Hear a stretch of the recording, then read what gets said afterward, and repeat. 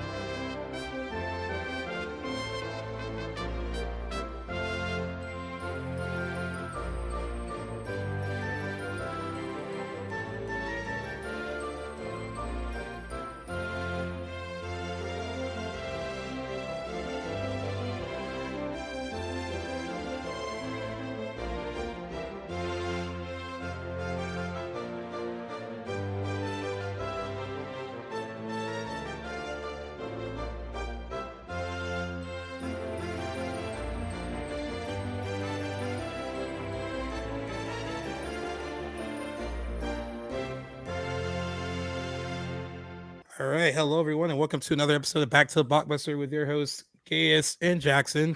The very first episode of our very, very, very limited series, Merry Bingemas, because my co-host doesn't really like Christmas movies. So Yeah, very it's short. not my forte. I'm sort of a Grinch when it comes to this, but it wouldn't feel right. I mean, just coming off of Tales of Horror, it feels right to be covering Christmas movies in the month of December at least. So I'm okay with that. Yeah, it is funny though, because I mean you let me know very kind of early on that you're like not my bag, don't really like them too much. And then there was one specific one that was like off the list, so we're not even gonna even do that one. That's right. Luckily, I think you'll get your chance to cover it in another medium, so that I'm excited for you. I will. And then but I think we kind of agreed on some that will be good. Definitely. I'm not a complete Scrooge. Like there are Christmas movies, like those unconventional ones like Die Hard. I'm more leaning to, and one that we'll be talking about later today too, Gremlins. Definitely like up there for my Christmas movies, but we'll also be covering some other ones that are more typical Christmas movies that I am on board for. Absolutely. And one today that we're covering that I think I agree with you sounds like it's destined to become a holiday classic. Yeah, I think so too, and all your idea as well. Because I was telling you earlier, I kind of was like, oh, it's a Christmas movie. Didn't pay attention when I saw the trailer twice in theaters. But it very much is. It's a integral part of the plot. So there's that. There's funny that we're doing these reels thing later for a promotion for the podcasts, and like one of the questions is like what makes a movie like a Christmas movie, like, and I guess that is like, does it have to be an integral part of the plot, or if it's just a movie that just takes place during Christmas and that's it? I mean, like, I think that's why everyone asks the question about Die Hard, because Die Hard, to a lot of people, I mean, me included, I think it's a Christmas movie. I agree. It does take place during work, like Christmas party. So, but is it like, does it move the plot forward that it's a part that it takes place during Christmas? I mean, probably not in a way that No. like Home Alone might. Right. But I don't know. I guess it's all like up to your own discretion on what you think a Well, yeah, Christmas we'll get movie into is. that a little bit later. I'm actually excited to answer that one. I saw a funny post today actually talking about Prometheus, and I completely forgot there's a little scene that takes place on Christmas in that movie. So does that qualify? I don't think I would qualify it, but there's a Christmas tree at least featured in it, which is kind of funny. I'd forgotten all about that. That's true. I mean, Edward Scissorhands I watched around this time of year, and I think only the last 20 minutes of the movie takes place during Christmas, but it feels like a whimsical Christmas movie because it's all like, Tim Burton-esque, and all his stuff is whimsical. True. And there's a lot of white, there's a lot of snow. So like, there you go. Last Christmas Day, I watched The Green Knight, which takes place on Christmas, but very much not a Christmas movie. But I was just in the mood for it last year, and it felt right because it literally takes place on Christmas Day. I don't know. Have you seen that? I have actually. Yeah, I forgot that. Awesome. Yeah, that's great on Christmas Day. Technically a Christmas movie. Yeah, I'm already thinking a year ahead. I think like when we're doing this next year, we should just only talk about unconventional Christmas movies. That's a great idea. Like that. Like Batman Returns takes place during Christmas, the whole movie. Lethal Weapon, a Christmas movie. Lethal Weapon's another one. Takes place during Christmas. Stuff like Black Christmas is a horror movie, but all during, of course, Christmas. Oh man, I was so sad. I put a poll up on Back to the Blockbuster and G Reels asking what was a better Christmas horror movie, Gremlins or Black Christmas. I saw that. I didn't see the results though. No, and Gremlins is like kicking its ass, and I'm assuming that a lot of people either haven't seen 1974's Black Christmas. I mean, you know what? I shouldn't assume that's the case, but like Black Christmas is so good and definitely a better scary movie than Gremlins. I mean, Gremlins is a lot of things. It's a genre blend. Yeah. yeah. But I was surprised that it kicked its ass. It wasn't like a close poll result at all. Like, I bet you'd be right. There's 10 years in between those movies, right? And I feel like 80s movies are a little bit more accessible than like earlier 70s movies for a lot of people. That's true. And then also like Black Christmas was, pretty big in Canada because Bob Clark is director that is from there, and nice. And I guess shot it there, and it was pretty big there. It had like a bunch of different titles before it got to Black Christmas, like A Stranger in the House, and like a bunch of different titles before they settled on that. And it did pretty well in Canada, but then it kind of like didn't catch on anywhere else until years later. It became like a cult classic, and it was after Halloween. And it kind of, if you watch Black Christmas, and John Carpenter himself has said it, he was heavily influenced by it. Neat. And you can tell in certain scenes in Black Christmas, like, oh yeah, that's where he got that from, or kind of like the whole POV from the killer's perspective thing, just using the camera as the killer's point of view. That's done a lot in Black Christmas, and I would say he's paying homage to Bob Clark rather than outright ripping him off. From him. Yeah. Right. And like I said, it's crazy that Bob Clark made Black Christmas and A Christmas Story like two opposite ends of the okay, those are very as opposite as you can get. I haven't seen Black Christmas like I mentioned, but I know we kind of got our schedule all laid out for this season, but I would love to sneak it in if we find the time to do it. But it also would fit for next year too. It would. I would actually like that because I think you would really like it, and I think it would be a fun one to like. We covered last year. We covered kind of like a blanket all three of them because there's Black Christmas, and they remade it in 2006. And they did another remake, I think 2018, 2019, somewhere around then. I hated the 2006 remake for so long because the 74. It reminds me of like the remake with Halloween, where it's like, why would you ruin something? And like the great thing about Black Christmas is because there's so much you don't see, and it's more atmospheric than like gory and all that. Right. And the 2006 remake is just a gore fest. But in the years since then, since it came out, I've had friends who are like, no, watch it for it being like a really dumb slasher movie, and I Right. try to appreciate it on that level. And I actually do appreciate it more on that level now. Like I actually will watch Black Christmas 74 and 2006 back to back. Just because. Okay, nice. I thought it's a fun where I thought you were double taking feature. that, I thought you were going to say that the 2018, 2019 one was so bad. Oh, no, that no, it no. makes you appreciate the 2006 one now. Because Oh, like no, I was no, like, no. that would seem like some other horror movies that we've gotten to, which kind of No, reminded me of Texas Chainsaw. that second remake is I tried, and it's just it's only a remake in name only too. It's like a totally different like plot. It's That grinds my whatever. gears. Yeah. I guess they tried to do something different. I should respect that, but it just didn't work for me. But yeah, if we can fit Black Christmas into the schedule, I will. You know what I'm thinking? Like, well, what if we had maybe like had more time to flesh this out? It would have been cool to have covered like Christmas horror movies and thrown in like Krampus, Black Christmas, and Gremlins, and done a series about that because they all fit together. But I mean, it is what it is. I appreciate you accommodating my Christmas watching by including Gremlins because there's so few Christmas movies that I would really be on board with watching. And Gremlins this is my third year actually watching it around Christmas time, so it just feels like one of my traditions now. So I do appreciate it. No problem. I included it in mine too. I love Christmas horror movies. They just kind of they're so much fun. Yeah. I just watched It's a Wonderful Knife, which is actually pretty fun too. It's on Shudder now. It's a new release, right? That's from this year. Yes, newer release. Yeah, Justin Long is in it, and Justin Long is like official Scream King. I think he's in every time he's in a horror movie. I think so too. Pretty well. And then another one from a few years ago that's good is Better Watch Out, which kind of plays like a almost horror home invasion, Home Alone-esque kind of movie. Okay. You think it's going one way, and then it kind of just completely flips itself on its head. And it's really good. Also, kind of darkly humorous as well. Nice. That's another fun one to explore. Yeah, I guess we should have. Yeah, the whole Christmas thing wasn't fleshed out this year, guys. Like, look at us planning ahead. Yeah, exactly.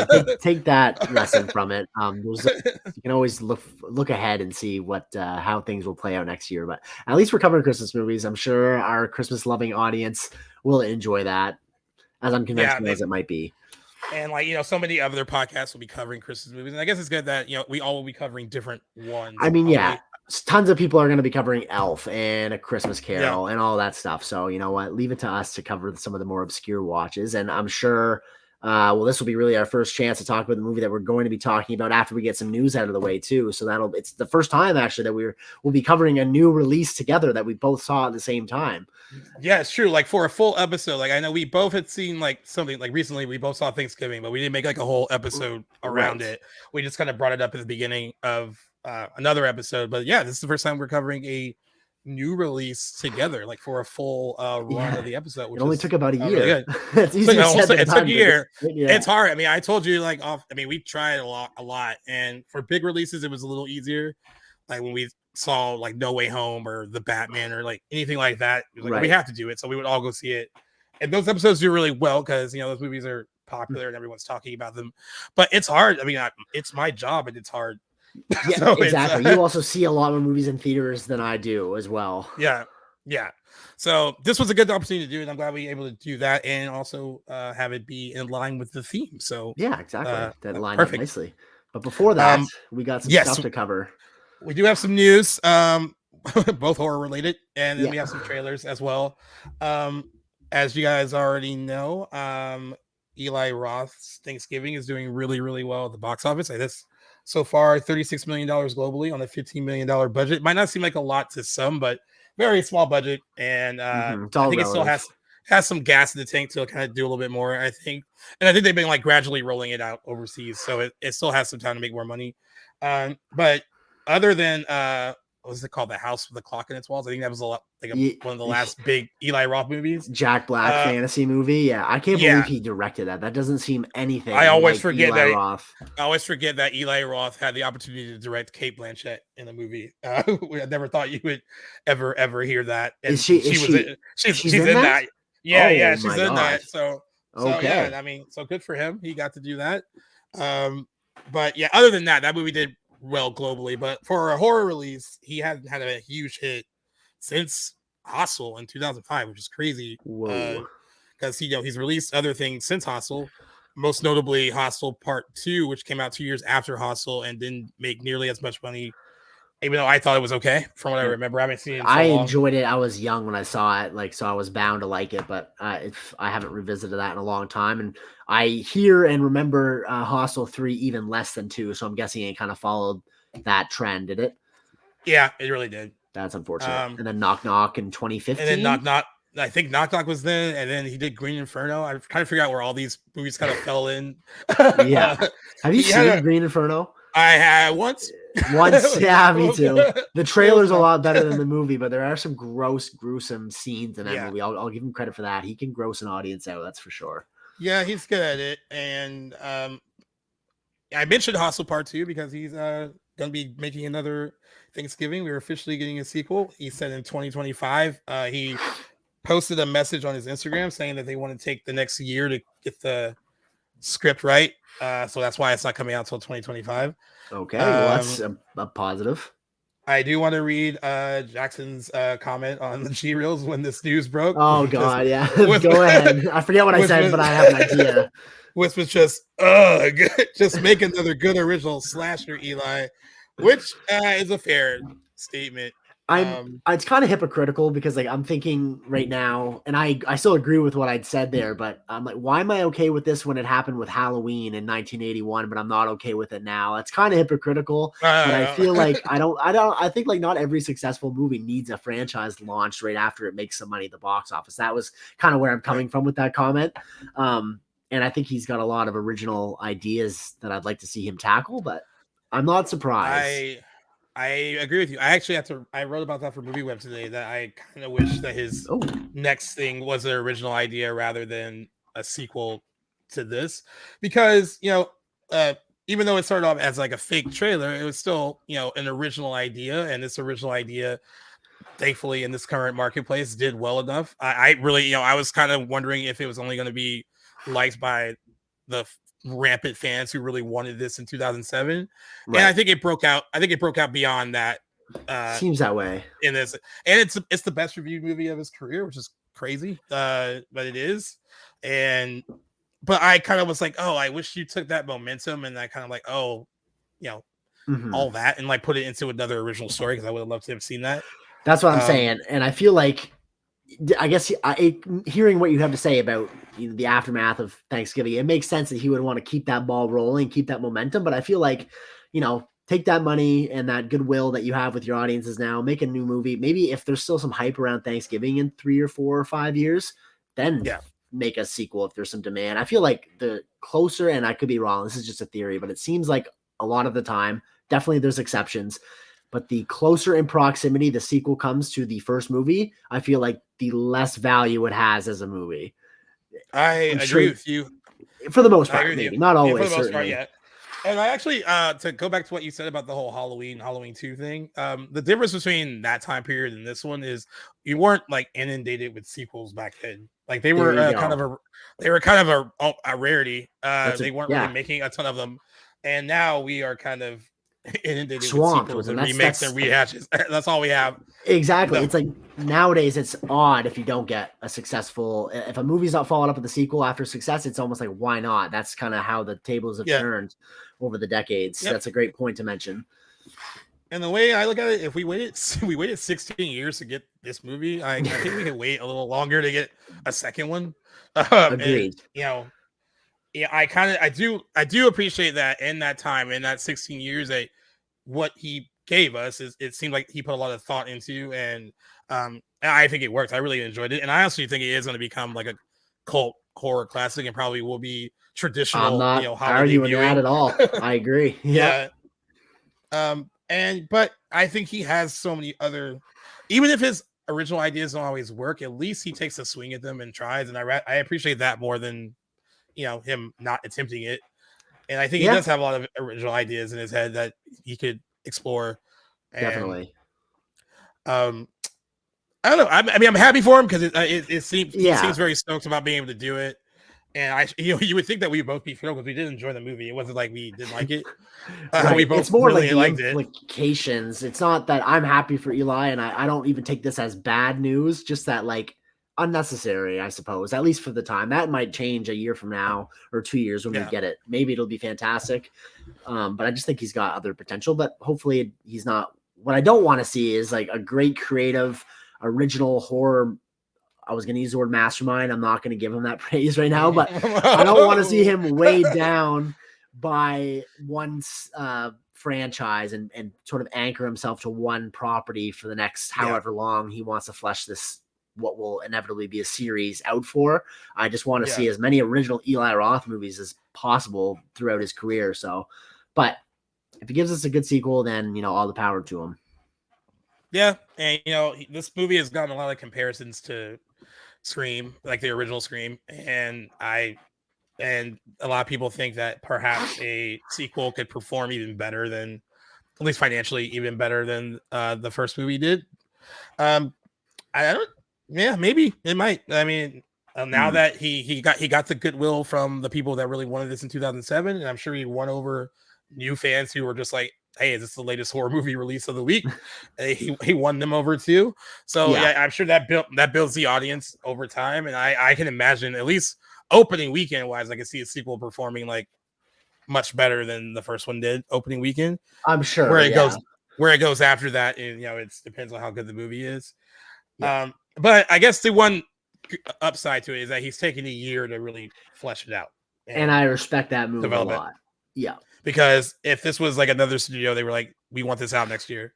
Yeah. by Thanksgiving 2024 is when we want it. Exactly. And so at least there's that. So, I mean, there's not much else to say. We don't know anything about what's about because he probably doesn't even know. Maybe he has ideas, but no indication of where it might be going.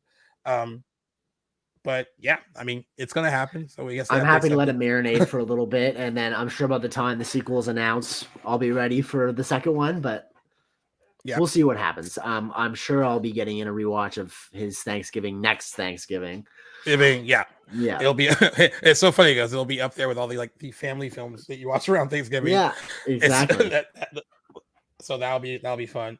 And then other horror movie sequel news. We talked about The Black Phone 2 before, and that it had a release date. But I guess the big news is that every principal lead cast member from the first movie is coming back, including Ethan Hawke. So Mason Thames, Madeline McGraw, Jeremy Davies, and Miguel Mora will be returning for the sequel. Scott Derrickson and frequent collaborator Cargill will also be writing the next film. It doesn't say if he's going to direct it or not, but he is writing the story. Scott Derrickson is? Yeah. So at least he's still involved. And in case you guys don't know, the original was adapted from Joe Hill's short story that followed a 13-year-old boy who was abducted by a child killer in a suburban neighborhood and locked in a soundproof basement. He then begins to receive calls on a disconnected phone from the killer's previous victims. It was really heavily praised by critics. A lot of critics liked it, and it made $161 million worldwide. It was very successful. A lot of people shared this G-Real story on their stories, and we're wondering.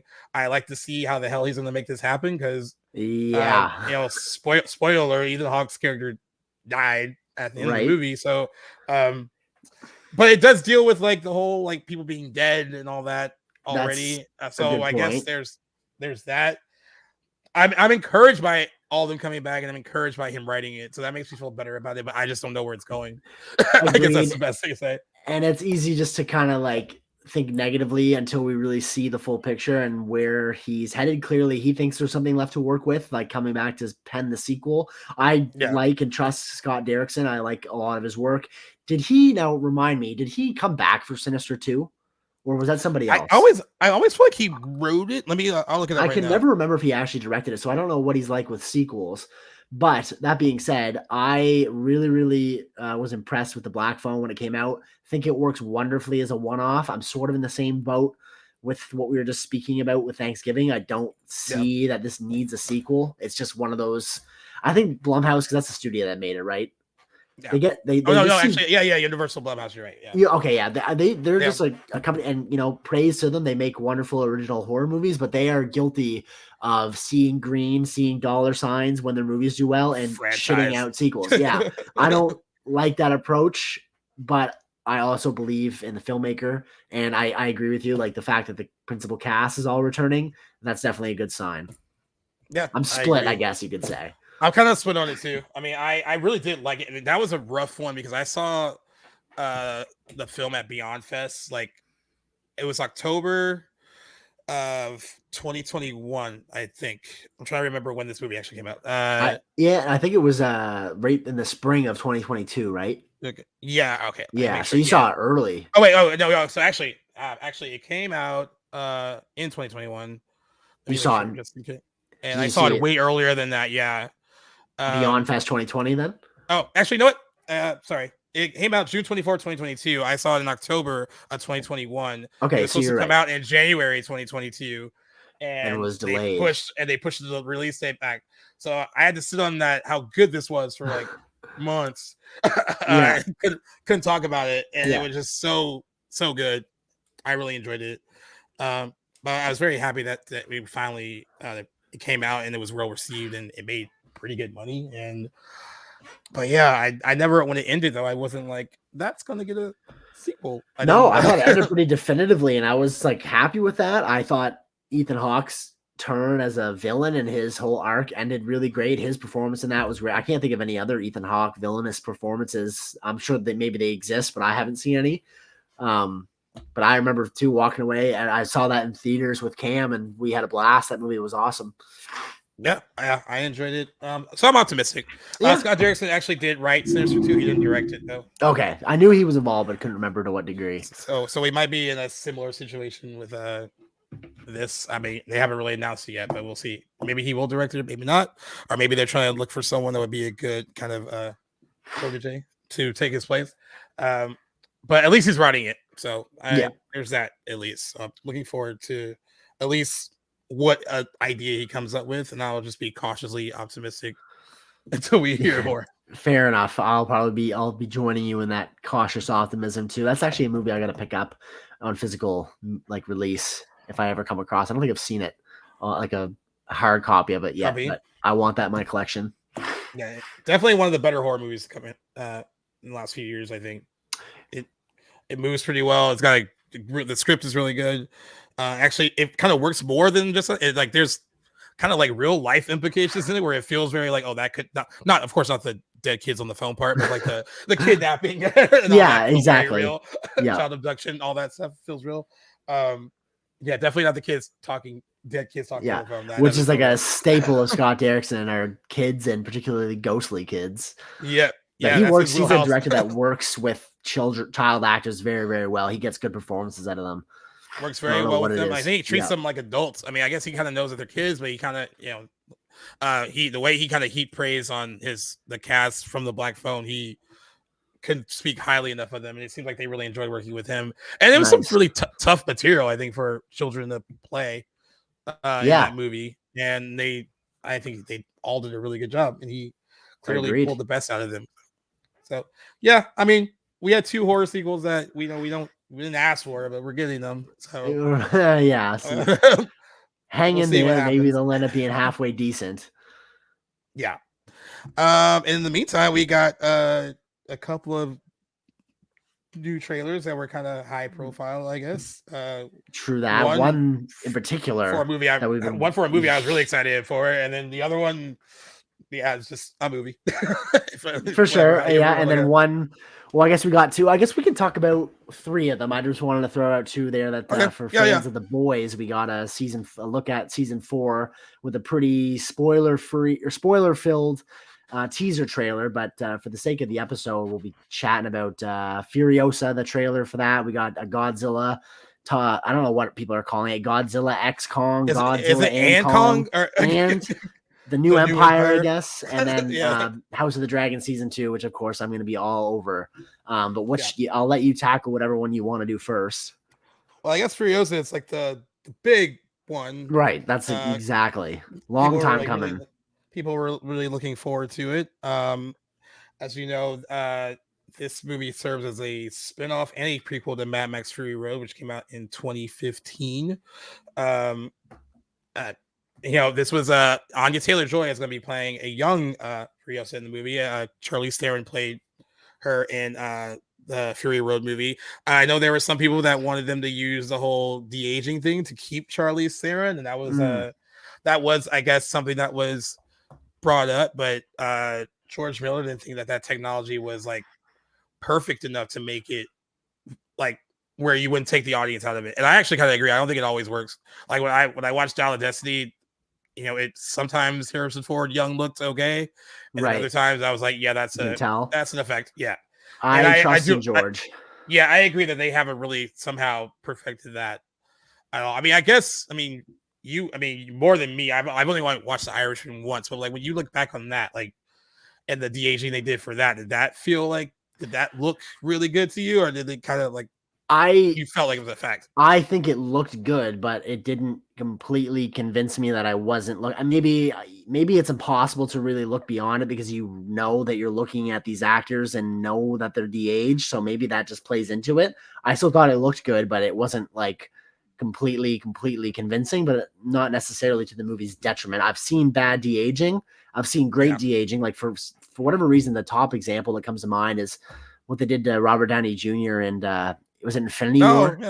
Yeah. I think, or is it Endgame or one of those? It's one of the two, but anyway, whatever they did to him. I mean, but then again, it's not a really particularly long scene. Maybe the quality comes down to how much you're actually using it, but that he looks great with how they de-aged him. Or wasn't it Civil War? I'm like, oh, maybe it was Civil War. It might have been Civil War. It was a Russo brothers movie. We can narrow it down to that. It all blends together. Yes, but it really depends on how it's helmed, how much it's used. So, but if it's in any sense wishy-washy, then I commend George Miller for avoiding it altogether. I did see a few disgruntled YouTube commenters under the trailer being like, "Where's Charlize Theron? Where's Charlize Theron?" I saw that. Yeah, very upset about that. But Anya Taylor-Joy, let's not pretend like don't discount her. She's having her moment. She's a solid actress, and she'll be fine. She'll do well. And also Chris Hemsworth is in this. Yes. I was looking at some people's comments, and they were like, a lot of people love Chris Hemsworth no matter what, but there are a few people who are like, the guy is a really good actor when he plays someone that is just bonkers and out there, and this character seems like it is. He will be bonkers and really out there. He played a really bonkers kind of out there guy in Bad Times at the El Royale. I don't love that movie, but I thought he was really good in it. Agreed. I'm in the same boat. And he is more fun when he kind of plays against type, I guess, if that's like the best way to put it. I did see some complaints online that they felt that this movie looks more CGI heavy than Mad Max Fury Road. Yeah, I thought it looked it looked very much in vain, like just like Fury Road, I guess. I thought the trailer, at least, maybe the whole feature-length movie will be a different story. Maybe I hope that it's more practical leaning like its predecessor, but I didn't notice bad use of CGI. Did you? I didn't really either. I saw the complaints though. I know what you're saying. But yeah, I didn't really think so either. And then some people were like, well, do you think they use like no effects in Fury Road? I'm like, yep, I'm sure they did. So, I mean, I think the complaint might be silly. And then someone else made the point too, that they were like, they're basically saying, when they release trailers sometimes it's the movie's unfinished. So you're getting like a snippet of like, where they're kind of at in whatever level of post-production they're in. And they're still working on effects, they still have to get a trailer out, right? So they can't just wait entirely until a movie is completely finished to start marketing it. Right. So, I mean, that complaint was kind of leveled at this movie. I saw a few complaints about the other trailer we're going to talk about too, feeling the same way. I just think they can't really help that. They have to start marketing it early to get the word out. And, this seems like a movie that will be deep in post-production until it opens. So, yeah, that's certainly true. It is going to be whether practical or computer generated, it's going to be an effects heavy movie, just like most of the Mad Max movies.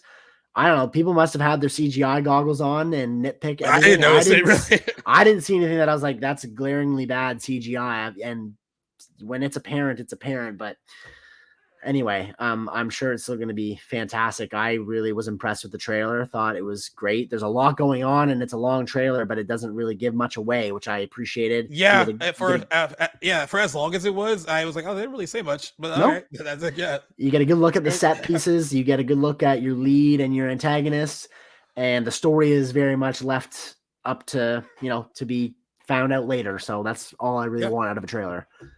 Yeah, I agree. And I will say this, full disclosure, I feel like I need to rewatch Mad Max Fury Road because I like it. I just wasn't. I have a lot of people that like love it, Right.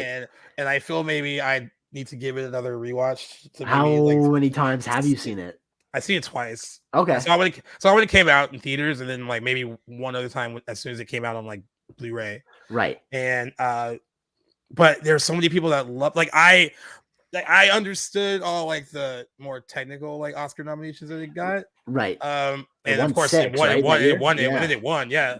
But I wasn't all, on the bandwagon of like, oh, best picture and all that. I mean, but I was never like best picture. I think it deserved its nomination. I stand by that. It's like definitely one of the top action movies, if not of all time, then of the 2010s, certainly. Considering like, just the insane production behind it and what you get out of that movie. But I think you would probably really eat up a rewatch. I will absolutely be rewatching Fury Road before Furiosa 2 because I'm a little bit off my last watch of it. I think I've seen it twice for sure, at most 3 times. I can't exactly remember, but I'm with you. That would actually be great to cover in advance of Furiosa. Which do we have a release date? I know it's 2024.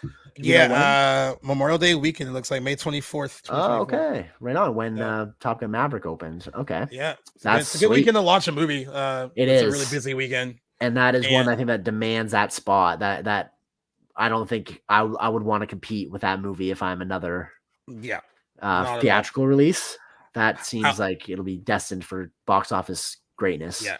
I do love the behind the scenes stuff on Fury Road though, because apparently it was it was a grueling shoot, and Charlize Theron and Tom Hardy, they did not get along. They got along after the movie was over, right? Yes, I forgot about that drama. And I think it was just too, like, I remember reading they did like a kind of piece on it years later. I think they wrote like a book about the making of it, and she kind of had her view of how things were going and he had his, and then they believe that certain people kind of instigated that, maybe like catered to him more in certain instances and maybe catered to her in others, and you had like they're getting told 2 very different things, and then they kind of butted heads over. Okay. And then of course the conditions, I guess, the shooting that movie weren't the greatest either. That's enough to set anybody off. Yeah.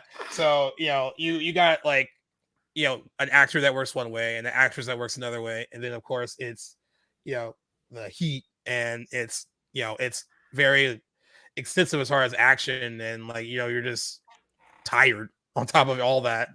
And I will say it never showed when they were promoting it, because I think by the time it was done they had come to a place of understanding. But they did not get along at all when they made the movie. They're very difficult to work with, but they were hugging it up on the red carpet when they premiered. So I guess good. By then it was water under the bridge. But I do remember hearing about them not getting along though, and I don't remember really any specific anecdotes or anything, but I do remember it being skewed to like against Tom Hardy, him being the difficult one. When I remember hearing that at the time, being like, I love Tom Hardy, I don't believe it. Like he's just he can do no wrong in my eyes. But I'd be curious to have revisited that. But anyway, glad that it was water under the bridge when it came time to promotion. But that movie's truly special. I am very excited for the follow up to. I guess it's a prequel, but still something else in the Mad Max universe. I did not think we'd be waiting 8 years, especially after that movie's success. It did really well. It did great critically. Souped up 6 of how many? 8 nominations, 7 nominations. Yeah, you got all the technical ones that it was nominated for, I believe. Yeah. So that's I don't know why it took so long, but art takes time. So I'm excited. Yeah.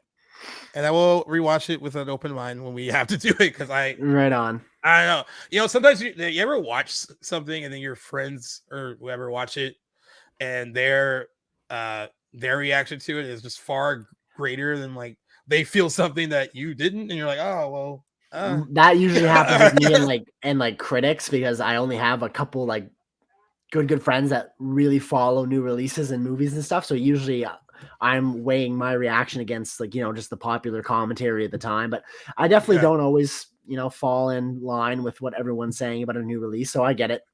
You don't have to love it, but I'm excited to see what you think when you do get around to rewatching it, and let me know because I'll try and time my rewatch around yours. But I'm sure, the sooner before Furiosa, the better.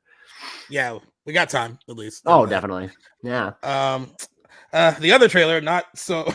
I know it sounds like we were not excited for it, but full disclosure, I don't care about this movie at all. I've only seen Skull Island in this Monsters universe. This little Monsterverse.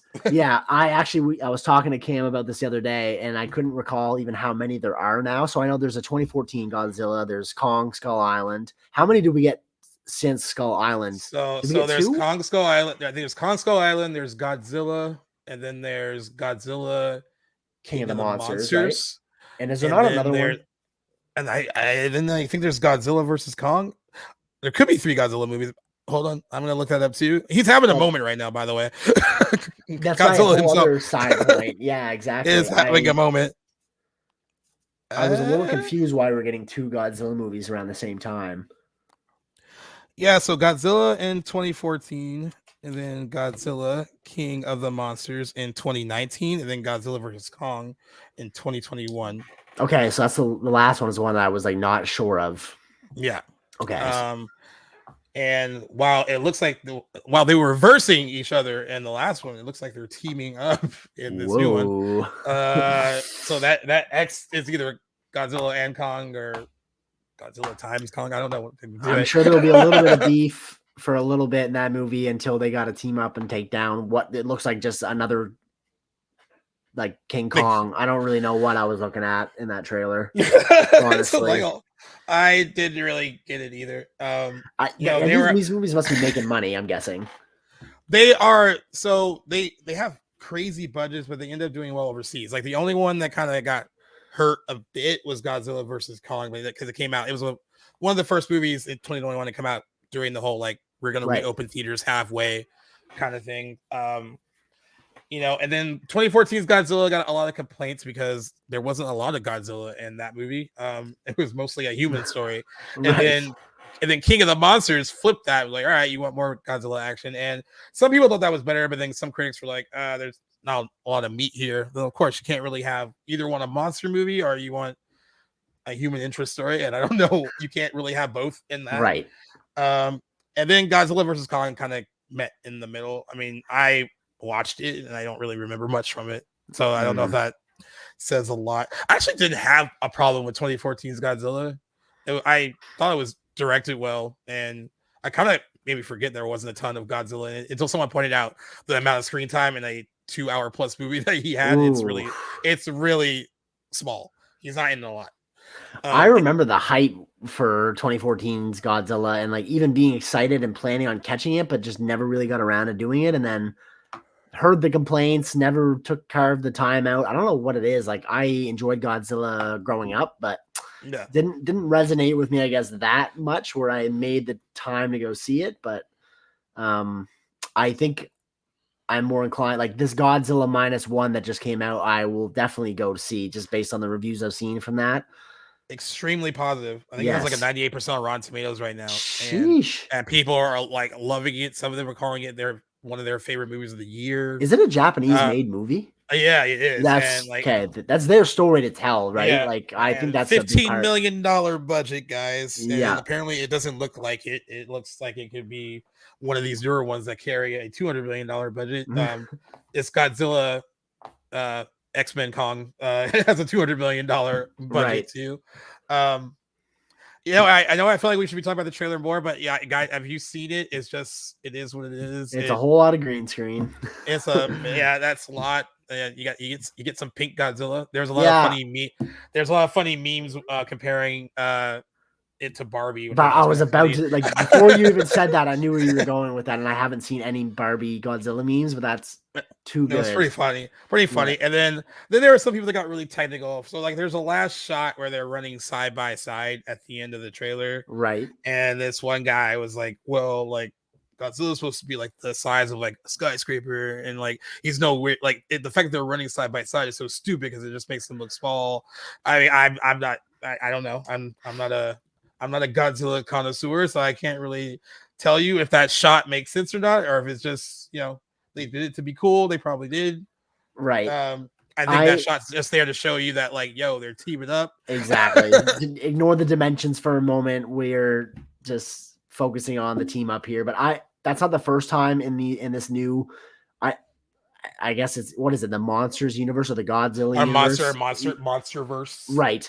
It's not the first time the dimensions of either of those characters have been brought up, because I think they were compared a lot. Like the scale of them was brought up in Kong versus Godzilla, and even in Skull Island, like how monstrous King Kong really is in that movie seems inconsistent with how he's been represented in other movies. And then there's some inconsistencies versus them standing when they're featured by themselves in their own movies, and then when they're going at it each other in their team up movie, it seems like they've changed a lot in terms of scale. So it's probably hard to get right all the time, but there's definitely some attention to detail that's lacking, I think. But I mean, you're gonna drive yourself crazy if those are the details that you're focusing on with this sort of movie.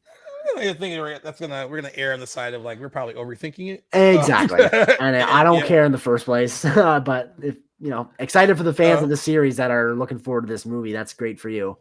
I was looking at the user ratings. So Godzilla 2024 has a 6.4 out of 10. They're all in around the same spot. Okay. On IMDb, Kong Skull Island has a 6.7. Godzilla King of the Monsters, which more Godzilla, a 6 out of 10. And then Godzilla versus Kong at 6.3. So they haven't really seemed like they've improved much on each other that much. No, but they're passing grades. So yeah, they are passing grades. And also we did mention that it's Godzilla is having a moment. It's not just there's an Apple TV series called Monarch Legacy of Monsters, which is getting really good reviews with Kurt Russell and his son Wyatt Russell. That also features Godzilla. So okay, I did not know that we were gonna. The 2023 was the year of Godzilla. Perhaps he should be Time Magazine's Person of the Year. They're doing votes. They're doing votes for that right now. Right. But yeah, I mean, it's cool that there's all this Godzilla content. I wonder if it confuses anyone as I guess it wouldn't. Be right. Oh, is this connected to that? How or if these are all separate things, would that confuse regular viewers? But the fact that there's so many different forms of content of Godzilla out there is at the same time is pretty crazy and really cool for fans. So. And the Matthew Broderick one turned 20 this year, did it not? That came out, or no, that was 19. Oh, not 20, 25. Right. 25. I always think of 2003 for some reason. I don't 25. know I thought about it. I thought about doing it, and then I didn't even mention it. That's the one that I grew up watching. Cam and I checked that out when we were young. But I remember seeing that in theaters, man. It was so bad. It was something. There's something about an American-made Godzilla movie. I just don't think that they really found their footing. But that's why I'm really on board with this Godzilla -1. I think from the people that I saw review it, they were talking about seeing it in theaters. But I'm not even sure if it's at mine. I don't know if it was a streaming release. Could you clarify? Do you know? It's in theaters. They had a pretty decent opening weekend, $11 million. That's pretty good for a $15 million budget movie. It's also not, and it's also already doing well overseas. And this isn't an American movie, so the fact that people are taking the time to go see it. I know there were some people that it was playing by me, but I was talking to some people that said they drove 45 minutes out to go see it because it wasn't playing by them. So I'm glad that they took the time to check it out, and maybe they'll expand it now that they did pretty decently this weekend. Maybe they'll add it to more screens. I can see it playing pretty well throughout December. The holiday stretch is pretty good to movies as people are going on break and getting ready for the holiday. So hopefully it plays through that. Unfortunately, I'm looking at my local Cineplex and there's no showtimes for it has the poster there. It's the third one over, but no showtimes, which is annoying. I'd love to see it in theaters, but not gonna pass that one up. That's for sure. That looks incredible. So they just have the poster up as a psych, hey. Yeah, exactly. Yeah, they'll have that with everything. But yeah, it at least it'll it tells me pretty quick that it's not showing here. But yeah, seeing the poster, I'm like, oh great, maybe I'll have the chance to see it. But there is a lot to see in theaters right now, if not that. So yeah, I mean, we mentioned that when we were doing the box office. I think when Thanksgiving opened, and we were just talking about Hunger Games. There's a lot, and there's about to be a little bit more. this weekend was pretty slow. Like the weekend after Thanksgiving is notoriously like dead. Beyonce made it a big weekend though. I mean, it was so crazy that opening, a $21 million opening, is one of the, I think they said either one of the biggest or the biggest post Thanksgiving weekend openings ever, which kind of shows you how like dull that weekend is, because usually that weekend after the holiday, everyone's trying to get back into the groove of like regular living after like going out of town and coming back into town. It's not really a big movie going weekend, but she was able to open her concert movie to decent numbers, and even stuff like Hunger Games performed pretty well. Like it dropped 50%, but that's pretty good for the post Thanksgiving Day weekend. Unfortunately, Disney said for the Marvels they're going to stop reporting its numbers after this weekend. I read that today. Yes. It will end its run as the lowest grossing MCU release ever. Right now it's $197 million worldwide, a little over 80 million domestically. Right. It did worse than The Flash. So I still think there are things working against it that aren't fair. So it feels shitty to shit on it while it's down. I feel bad, but I thought it was decent enough. It doesn't really deserve this distinction at all, but watch it do well on Disney Plus. Perhaps you're gonna hear like oh, it's our number one streaming movie for like this. I'm sure they're gonna find any chance they can to prop it up and give it some love while it's down, but definitely it feels, and I completely agree with you, there are factors working against it, but how long can that be an excuse? You know what I mean? That's been said for a lot of, not even just Marvel movies, but big blockbusters in the year 2023. But it's definitely, to me and some other people that I've seen, a tide turning sort of movie for not just, again, the superhero genre. Well, yes, the superhero genre, but big blockbuster movies in general for this year. It looks like kind of ending the year on a whimper. And we talked in our last episode about Variety's article, or maybe it was IndieWire, that the one $200 million movie that made a budget that made a profit this year. So definitely some changes to come for sure. But this Godzilla -1 movie, all the praise that it's getting and being made at $15 million, just another example that you do not need to be shelling out these hundreds of millions to make a good movie and normalize that. Like I actually tweaked an article I had to write for MovieWeb today, because we were talking, it was about Hunger Games being $100 million movie, and it doesn't look like it. It looks much more expensive than that, because they kept it low. It doesn't have to make a ton of money to break even or even turn a profit. But then I added this Godzilla movie into the article because it's a $15 million movie, and like every critic that's reviewed it said that it doesn't look like one. It doesn't look cheap. So there are ways to make these movies so much cheaper and not break the bank. I mean, if you have to like make 800 million plus to break even, then I don't know. I feel like they should reconsider these things like moving forward. Yes. Did you see those comments from Bob Iger saying that this year, like when the movies weren't crossing the $1 billion line, they were viewing that as a disappointment? Yeah, I did see that. I didn't agree with that comment, and I also didn't agree with his comments about like, well, they were filming the Marvels during COVID, and there wasn't a lot of like executives weren't really on set monitoring. I was like, the last thing these movies need is more corporate interference. So you being there to like oversee things would have made things probably worse.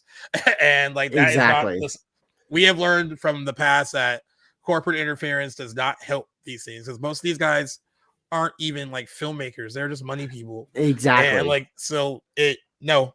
Remember when he was like the nice CEO? Like he's to be honest, I wasn't like, it's only really now joining the podcast do I ever really like focus and pay attention now to who the CEOs of these companies are. Like I had heard Bob Iger's name before, but couldn't tell you a lick about him. Like I was confused for the longest time, or which Bob even was the CEO of Disney and at which time, because they flip-flop between Chapek and Iger. But now I got it all under wraps, but I didn't really know Bob Iger before he was reinstated as CEO this year. But I certainly think that he is just speaking to speak on this matter, and I don't think that he even believes what he's saying about the Marvels in this case. He needs to address its failure and give a reason. I don't think he really cares or knows why, but I think that Deadpool 3's release, I think it's shaped up to do good and sort of breathe a little bit of life into the MCU going forward. But it will definitely be, I think, the critical factor over the future of that series based on its reception when it comes out in July. Well, what will help that movie do even more well for me is if they would, I don't know who's leaking photos from the set and kind of revealing all these little cameos that are going to be in it. I would love to like, or even leaking them in stories. I would just love to like find that out when I went to go see it. I agree. Like instead of like finding out ahead of time. Jennifer Garner has been pulling at Andrew Garfield because she's been promoting like that Family Switch movie she's in on Netflix, and they asked her about being cast as Elektra again in Deadpool 3 because that story broke a long time ago, right before the strike, and then now she's being like, I don't know what you're talking about. I like that's news to me. Like, but she knows she's in it, so like it's. But I kind of wish those secrets were. When you go see remember a time when stuff like that wasn't broken before the movie and you would go into the theater and not know anything? Like, it feels like those days are behind us almost. Completely. Like, because no matter even seeing No Way Home the way I saw it, like it was cool to see Andrew Garfield and Tobey Maguire in it. But to have experienced that without any like hype of like are they or aren't they would have been so much better. Yes, 100%. Like you can't really get that back once you hear the info and you expect them to be in it. Like as surprised and excited as you can try to be, it's pales in comparison to what it would have felt like having gone in completely blind. And this is completely due to like the internet, Twitter, social media age. Like it's hard to keep these things secret. Exactly. And I don't see the fun in leaking stories like this. Like it's like other than you get clicks for your site, I guess, or you're just are on your Twitter or Instagram, but it ruins it for everyone else that wants to experience it. Yeah, it's like the earliest version of a spoiler possible. Yeah. While we're on the topic, before we get to the House of the Dragon season 2 trailer too, I just wanted to mention too and see what you thought. I'm sure you've seen the news, but Kevin Feige this week also confirmed that Robert Downey Jr. won't be returning to the MCU as Iron Man.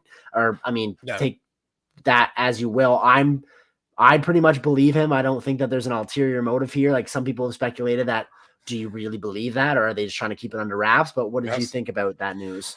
I actually believe him, and I kind of think I want to believe that he's smart enough and sees what people kind of write about on social media. And one of the big things is that to undo that ending in Endgame would really be a disservice to that movie and then like the universe as a whole to undo that and bring him. Now there's the whole like thing in Secret Wars where it could be like a variant of, and it won't really be him, but it you can bring him back that way. Yeah, but even that's kind of cheap.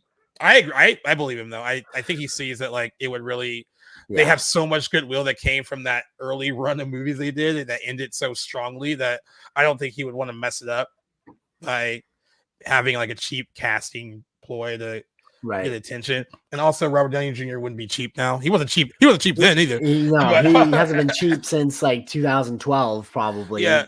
At least the least amount of money they paid him was in that first Iron Man movie, and then after that it was just he blew up exponentially more expensive. Yeah. So I believe him, and I hope that he keeps his word on that, because I think it would be a huge disservice to bring back any of them that died, and that includes like Scarlett Johansson, Black Widow, like the things that happened in Endgame happened for a reason, and it would cheapen that movie if it was just like, oh, it's like they're back. Exactly. I wouldn't be excited to see that because it really ruined something special that came from that movie. Even that aside, there's been plenty of like MCU character deaths that have been unwritten, and it's sort of like with the whole multiverse thing going forward, like what is there an end to these characters, or do you even feel anything when one of them dies supposedly because that there's a million other characters that you can bring back and all these different realities? This is why I kind of feel like when people say, well, they do this in the comic books, and that's why I think like there's certain things in comic book form that work on the page, and they don't really work in film. So like, bringing people back who, if you're making a big deal out of someone dying, and then it's like you can just bring them back a movie or two later, then no, what have you really done? Cheap. Yeah, it completely cheapens it. I would be curious to know too how Kevin Feige's sort of like his statement about Robert Downey Jr., how that was timed in terms of talks. If Robert Downey Jr. was even asked, if he denied any interest in even coming back in the first place, and that's what prompted Kevin Feige to release a statement, or if they have a different idea in general, because it really feels like this conversation is being led by fans that are speculating. Yeah, it really feels like it is being. I think like maybe you would be able to get half of the core 6 back on board. I don't really think all of them would necessarily at the snap of a finger be willing to come back. And I'm not surprised to hear that Robert Downey Jr. isn't coming back. I would have bet money that he wouldn't have. Chris Evans, I also feel like is probably left the mantle behind as well. Yeah, I think I could expect him to come back more than Robert Downey Jr. Yeah, agreed. He feels more on the fence. I think Chris Hemsworth is willing to come do another Thor if I know he wants it to go in a darker direction after they went lighter with the last two. I don't know where Jeremy Renner stands with Hawkeye. Well, that's an interesting contract. One. Well, he's also like recovering from a traumatic injury, that. right? And I know he's recovering well. Like he's made like incredible strides. But that's I don't good. know how much action he can do anymore, but like they got stuntmen, so sure they can step in. I agree with, like, I was reading someone's thing that said that they really need to. There's nothing wrong with the new people they're introducing at all. They just need to really focus on them and write for them well and make you care about them the way you cared about the original set of Avengers. I mean, I really don't have any issue with like the new characters. It's just they're being displayed in a much different way than the original set of Avengers were, where there seems that there was more like focus and time spent in like introducing them individually through like a couple of like standalone movies, sometimes 3. And then even with someone like Hawkeye, you didn't really get to know him before the Avengers, but they tried to flesh him out in Age of Ultron. They established that he had a family and all that stuff. So they did a better job, I think, like making you care about them. And I think what they should focus on is like better stories and better scripts for these new characters. If you have good actors playing these roles, if they just don't have good writing behind them or the best writing behind them yet. Right. So I think that's where the focus should be. Yeah. Moving forward. Agreed. There's a lot to focus on moving forward, and not jealous of whoever's in those rooms right now with any Marvel execs or whoever's been tasked to write going forward, because they've got a monumentous task ahead of them, but time will tell how everything goes. But I completely agree with everything that you've just said. And how do you feel about House of the Dragon season 2 and not getting it until summer 2024? Well, I knew is that I think I anticipated. It just says summer. It didn't give a date, so I'm assuming it could be anywhere between. Yeah, I'm guessing. Same thing with the boys. The boys doesn't have a solid date either. That's right. Well, for a time it was suspended indefinitely during the strikes. And they were like not even, which was a scary terminology to use. Not just like postponed. It was like indefinitely. Like when are we bringing this back? That just rubbed me the wrong way when that news came out. But I'm glad that we got some promo material for it now. House of the Dragon 2, though, I've been following all these developments since season 1 ended. I cannot wait for this series to get back. Excited too. They greenlit season 2 and 3 at the same time, so we won't have as much of a wait after season 2 for season 3. What we've got out of that trailer looks incredible. A lot more dragons. Looks like we're finally going to get to some bigger battle sequences. It's one of those like trailers. Like it tells you a lot about where the plot is headed, but not necessarily spoilers. Like it was right in the middle. But I'm sort of giddy, and maybe I got rose-colored glasses on. There's not really many, or if any, like detractors I can really mention for this entire series so far. I like everything I see. I couldn't be more excited if I tried to be. But did you get a chance to check it out? I did check it out. Did you watch season 1? I mean, I watched like 3 episodes of it, and it's not like I didn't like it. I just got busy. There's a lot going on for sure. There's a lot happening. I will say one of my favorite things after each strike was they were like, oh, everything's gonna shut down, and then he was kind of, Jackson's like, oh, what about House of the Dragon? And like, a story would come out where they're like, oh no, we can still keep going, and I'm like, oh, they can still keep going. You're like, yeah, and then the actor strike happened, and I'm like, oh, that sucks. And you're like, oh, that sucks. And then a story would come out like, oh wait, no, Jackson, they can still keep going. You're like, fuck yeah. They dodge a couple massive bullets, which is awesome. So that show dodged 2 big bullets. Because of where they were shooting it and all that, and then they had I think all their scripts done for season 2, so there was no like writing going on while on the strike, which is like very, very fortunate. And it's returning after its big crowning achievement of getting best drama series at the Golden Globes too. So Yeah. It's got a lot to live up to from that season 1. So very much looking forward to what season 2 will bring. And I have a lot of trust and faith in the show and the showrunners. So I'm all here for House of the Dragon. And fans seem to like it. I haven't really heard like a lot of discourse about the show. Like fans really like it. I know my friends who love Game of Thrones like it. So there's that. Exactly. And I think it has some good grace coming after like this very, very, I guess, what's the word I'm looking for here? Like negative reviews of season 8. A lot of people, I think, were like skeptical or unsure if they really wanted more Game of Thrones content after that. But I think season 1 of House of the Dragon really turned the ship around and was handled very appropriately and is more reminiscent of that earlier quality of the show. And I think that earned a lot of goodwill with fans, myself included. I was still looking forward to it even after season 8 of Game of Thrones, but it definitely, I think, has a lot more people rooting for it than previously were before the first season aired. So I'm very much looking forward to that. Well, I'm glad the fans are happy because I knew how upset they were with the last season of Game of Thrones. Let's not talk about season 8. Let's pretend like it didn't happen. Yep. Before we get to the holdovers, there's award season stuff we got to mention, and it kind of fits in with the holdovers because that might be an award season movie. I'm anticipating at least a few. Yeah, a few. Yeah. The first thing that happened were the Gotham Awards, which is like it gives out awards to like independent film. Basically, it kind of kicks off award season. Okay. Just a few of the big ones. There was Charles Melton won for Outstanding Supporting Actor for May December, which I had mentioned when I talked about May December that he was the standout. And I think he might. I don't know. I mean, it might be really early because like the early front runners for that category were Ryan Gosling and Robert Downey Jr. And Oppenheimer and him and Ryan Gosling and Barbie. Also, Robert De Niro, another one in Killers of the Flower Moon and supporting. But Charles Melton has like steadily moved up to a lot of people's. He at least going to get a nomination, and they think he could pull off a win.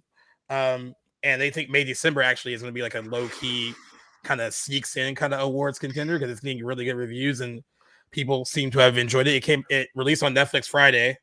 So it is a Netflix movie. Okay. Well, your review of it really put it up on my radar because this year I don't even really think I knew much about it or had heard about it. It wasn't on my radar at all, but thanks to you, it is on there. So definitely looking to get that one in before the year's over because I think you're right. It's gonna get a lot of awards consideration. Yeah, and what I'd love to see is that Sammy Birch was also nominated for the screenplay. She didn't win, but Charles Melton was nominated for supporting actor. Natalie Portman and Julianne Moore were not nominated for May December, but they were there in solidarity supporting them, and they seemed so very happy when he won. Like they were just kind of like jumping all over him and like nice. So that kind of thing is nice to see from two like veteran actresses like them, and because he's not like he is. He's coming from Riverdale. It's not like a humble beginnings. This is like his graduation, it would seem, to bigger things. So yes. And I think he's gonna be one to watch during award season. But at the Gotham Awards, Best Screenplay Award went to Anatomy of a Fall, which is also very good. I never talked about it, but I did see it. That was a very good movie. The Palme d'Or winner at Cannes this year, was it not? I have a lot of big hopes for that movie at the Oscars this year. Really, really good. And there's a lot going on in that movie, and the acting is phenomenal. Lily Gladstone won for The Unknown Country, which is a smaller movie. When I first saw her name, I was like, Killers of the Flower Moon is an independent movie. She won for Outstanding Lead Actress. And then there's a lot of film tribute awards just for the medium. Martin Scorsese got a film tribute award at Gotham. So did Bradley Cooper for Maestro. Greta Gerwig got a tribute award for Barbie. Ben Affleck for Air. That's another interesting one because it came out so early in the year. I think it shot itself in the foot. I think so too. And it's a great movie. I actually liked it a lot. And I think it's still in my top 10 for the year. Shit. Okay. I did not see it yet. It's really good, but I think it came out so early that it might people might forgot about it. And then Lily Gladstone got another tribute award for Killers of the Flower Moon, and Michael Mann got one for Ferrari, nice as well. But the bigger one is the New York Film Critics. They were the first to give out from like their Critic Circle Awards. Christopher Nolan won for Best Director for Oppenheimer. Nice. That's a good sign to start. Lily Gladstone won Best Actress for Killer of the Flower Moon. Best Film went to Killers of the Flower Moon. Divine Joy Randolph, who we'll be talking about in the Holdovers, won Best Supporting Actress. She's fantastic. She's very good in it. Charles Melton won Best Supporting Actor for May December. Anatomy of a Fall won Best Foreign Language Film. Sammy Birch won Best Screenplay for May December, which is why I think that movie is going to creep up. Ooh. You know what? I think I'm going to rally behind that one. It's not like my favorite movie of the year, but there's always one you want to root for, right? And I think that might be that one. Okay, I be rooting for. I have not heard any love for Saltburn yet from either of these, which I'm a little bit shocked about. There is none. Wow. I feel like the Golden Globes will give it some love. I think so too. Yeah. I feel like that's their kind of movie. And Franz Rogowski won for Best Actor for Passages. I have not even heard of Passages. I feel like I need to see it now. But I just saw people on Twitter that said that he was really good in that movie. They were surprised that there weren't bigger names for Best Actor that didn't win from New York's film critics. But the interesting thing about Charles Melton in their Critics Awards, of the last 9 to be nominated in that category for their Critics' Choice Awards, they've gone on to be nominated for Best Supporting Actor Oscars, and the last 5 have won. And so that is a pretty sign. solid indicator. Yeah. And then he's the second Asian American actor in a row to win this award. Ke Huy Quan won last year for Everywhere. That's right. Everywhere All at Once. So yeah, so that looking forward to see where this kind of goes. I'm kind of glad that it seems like they're splitting, like the fact that he took Best Director Christopher Nolan, not Best Picture, is interesting because usually they go hand in hand, but sometimes they don't. But yeah, I'm glad that it seems like you have a race that's not just like guaranteed. I know race is always more interesting than just something that's locked. But what do we have to look forward to next for mainstream award shows? I think the Atlanta Film Critics were next. I think theirs are tomorrow. I think the Independent Spirit Award nominations come out this week as well. So those will be the next 2 big ones coming up. A lot of the kind of like Los Angeles Film Critics, like all that stuff will be coming out in the next few weeks. So we'll be seeing a lot of that, and we'll try to update you on them. Right? Yeah, January. Yeah, those nominations should be coming very soon too, because the show's in January, so we should be getting that soon. And we'll try to update you on these as much as we can. Full disclosure, we have a pretty silly schedule because of how things are running right now, because like playlist needs to also have a break, so we're recording a lot of episodes in advance. But if we can throw in this news ahead of other stuff, we will let you know. And I'm really excited to cover a full award season. I know you started when award season started last year, kind of in the midst of it when you started, but now you kind of get to like be with it from like the beginning. That's right, which is kind of cool. And you'll probably be able to get to see as much of these as you can, and be prepared. I am a little bit intimidated as to how many like awards hopefuls I'll have to still watch. Like there are plenty of movies that I need to get in, and also looking back at like my Best Picture predictions from earlier in the year, I'm like, I might get a couple of these on my list, but overall, so many did not pan out the way I thought they would. It's funny. I can't wait to go over those soon enough. I guess like covering by the end of this month, we should revisit our predictions. Did you hold on to yours? Yeah, I still have them. Perfect. It'll be kind of amusing, I think, to go over to see how wrong or right we were. We were so wrong. Yeah. All right. So, in the spirit of the holiday season, we will kick off Merry Bingemas with not only a Christmas movie, but a new one that opened right, like I think in limited release right ahead of Thanksgiving. And it's called The Holdovers. Is a comedy drama film directed by Alexander Payne and written by David Hemmingson, starring Paul Giamatti, Divine Joy Randolph, and Dominic Sessa in his feature debut, actually. And quite the debut, I gotta say. Quite the debut. Yeah. Really incredible good in this movie. All the primary cast were sublime. They were all fantastic, but Dominic Sessa acts with the Titans like Paul Giamatti just right with them up there. It was really incredible to watch. I had no idea that was a debut when I was watching it. I didn't either. Like after it was over, I'm like, what has this guy done? And I was like, oh, this is it. Yeah, this is it. Right good here. for him. It is set in 1970 and follows a curmudgeon history teacher at a New England boarding school who is forced to chaperone the handful of students who with nowhere to go over Christmas break. The holdovers are the students at the legendary Barton Academy with nowhere to go for the holidays. Your task is to ensure the boy's safety in good condition and pretend to be a human being. For 2 weeks, they're stuck with him. Hey, gentlemen! From the director of The Descendants and Sideways. Well, let's make the best of it. Are you trying to look down my shirt? No. Yes, you're gonna get me fired. The Holdovers, rated R. In select theaters in New York and Los Angeles, October 27. In theaters everywhere, November 10. What did you Cliff Notes version of what you thought of it when you saw it yesterday, right? That's right. As of recording, I did see it yesterday. I gotta say, like, it's not that I was underwhelmed. It's just that I liked it as much as I thought I would, and it didn't really surprise me. So I guess there's nothing like.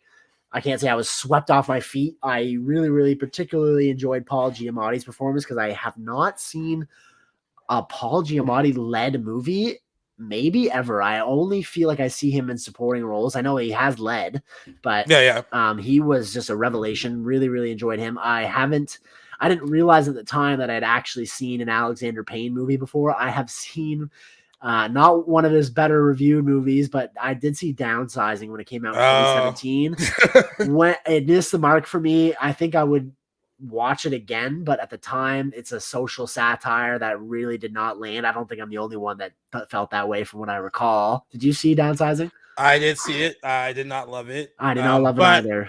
But I'm a huge fan of Election, and he did that. And that's a really, really good movie. I have not seen any of his other good ones. So, all right, Election might be one we can explore in 1999. So it'll be turning 25 next year. Right. And he actually was nominated for an Academy Award for Best Adapted Screenplay for it. It's got Reese Witherspoon in that one, right? Reese Witherspoon. It's like a really fun, like biting satire, even though it takes place in high school. Just like the politics that go in, involved in like a high school presidential contest is like hilarious to me. I would find that oddly. What's the word I'm looking for here? I've been struggling with my words today.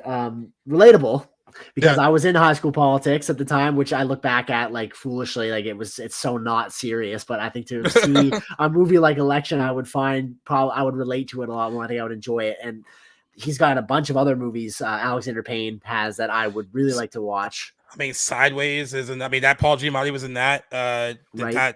Sideways is considered one of his best movies, I guess. People really like that movie a lot. I think Paul was sort of snubbed for an Oscar that year, right? I believe so, yeah. But, I think Downsizing was the one that, a misstep. For the most part, his other stuff has been well received, like Nebraska. The Descendants, I really want to see too, yeah. Yeah. But this felt, I mean, I think I probably liked it a little bit more than you did. Judged on a review, the reaction. There's really nothing that I took away from this movie that I didn't like. I'd say, if anything, if I really wanted to nitpick, I felt the length a little bit. I feel like you could shave minutes. No, I don't think there's really a particular scene that I thought, you really needed to shorten this and anything. This is just nitpicking, but I did fidget in my seat a couple times for a drama comedy. But that being said, I enjoyed every minute I was in the theater watching this. It was very wholesome. It felt just so it didn't really have anything in there that I didn't think was very real and grounded. It was very much a human story. And if his other movies are anything like this, then I feel like Alexander Payne could quickly become a favorite writer director of mine.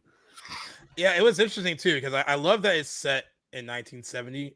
The look and feel of it. I love how it love how it was shot on film, right? And captures that. It really felt like a warm blanket at times. Yeah, that's a great, at times where I was, and I honestly didn't know what I was going to think of it, because it wasn't high on my list to watch. Even though I like his stuff, I was like, I'll see it when I see it. But that's the cool thing about doing the podcast, because sometimes you're like, all right, we have to watch this, and let's do it. I really enjoyed it. I think if you were talking about the whole Christmas part of it, I think setting it during Christmas is essential to the plot, because there's that whole feeling of during that time of year where you either are feeling extremely lonely because you don't really have family or friends to kind of spend it with, right, for something like that. But then there's that sense of joy of the holiday, which the movie also kind of dives into as well. I think having that be kind of like the backbone of the story really kind of helps. And you have like three characters who are dealing with kind of various aspects of loneliness, I guess. Like Paul Giamatti's character seems like he is okay with being alone, wants to be alone, but really he doesn't. Right. He's just, he has a reputation for not being well liked, which they say several times in the movie. And then, and then you have Angus, who, his parents basically, his mom and his stepdad, or Stanley, infectiously calls him. They decide to like kind of go off and like more or less abandon him. Yeah. And and then there's a whole another subplot with his like real dad, which is plays out in a very kind of emotional kind of way too. Right. And then you have Mary, who's lost her son, and is grieving the loss of her son.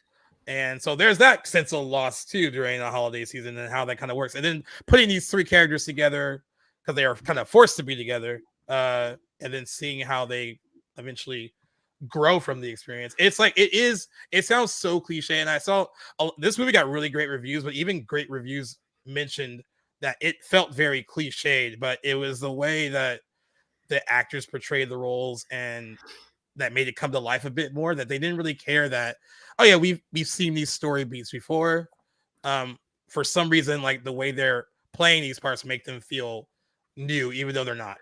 Right. So I kind of got, so I totally agree that, yeah, this is not, these stories have been definitely told countless times, but I don't know. I think it's more the writing is solid, but I think the performers give it a life that is probably much more than what was just on the page.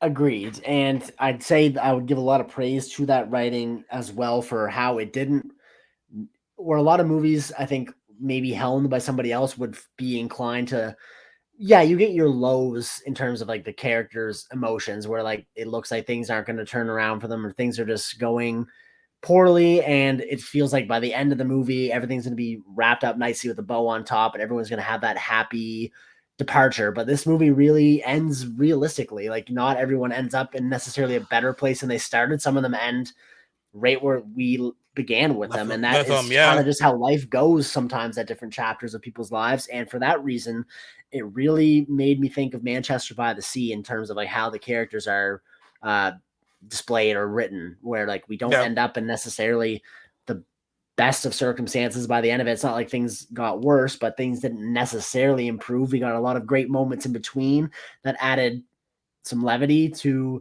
their situation. But by the end of the day, we're still kind of with these characters where they started. And that might not be a positive in a big hero's journey sort of movie, but in a grounded human drama like this, it adds poignancy. I think it's kind of emulates real life.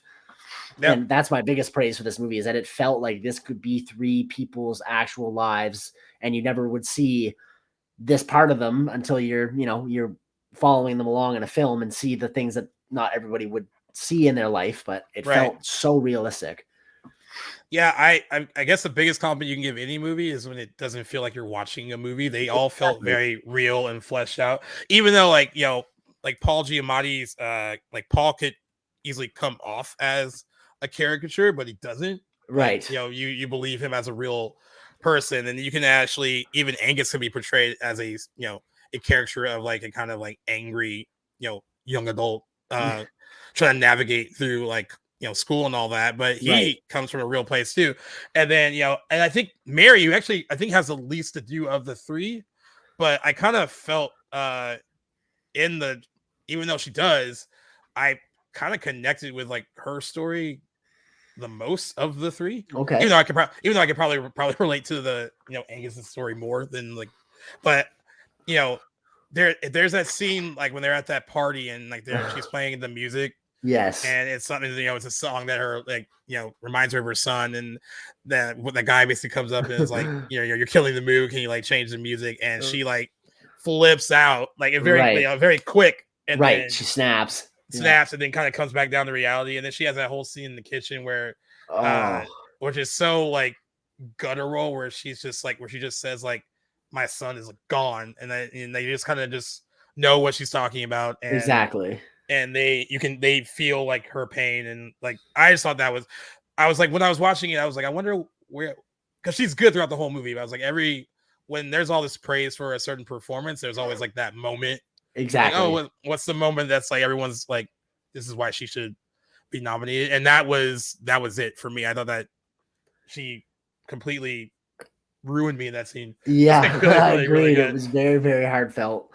And you can like she says what she says in that scene, like her delivery, it's like obvious. It's such a, of course this is the case sort of line delivery, but yet the silence that follows that line adds so much depth to it. Like there's nothing anybody can do about it, and you can tell she's just completely consumed by her helplessness in that scene, and nobody else needed to say anything else to support her delivery there. And I'm glad that was how that scene was written, because you just get to sit with her dialogue in that scene. And it was like, God, you just want to break down and weep with her.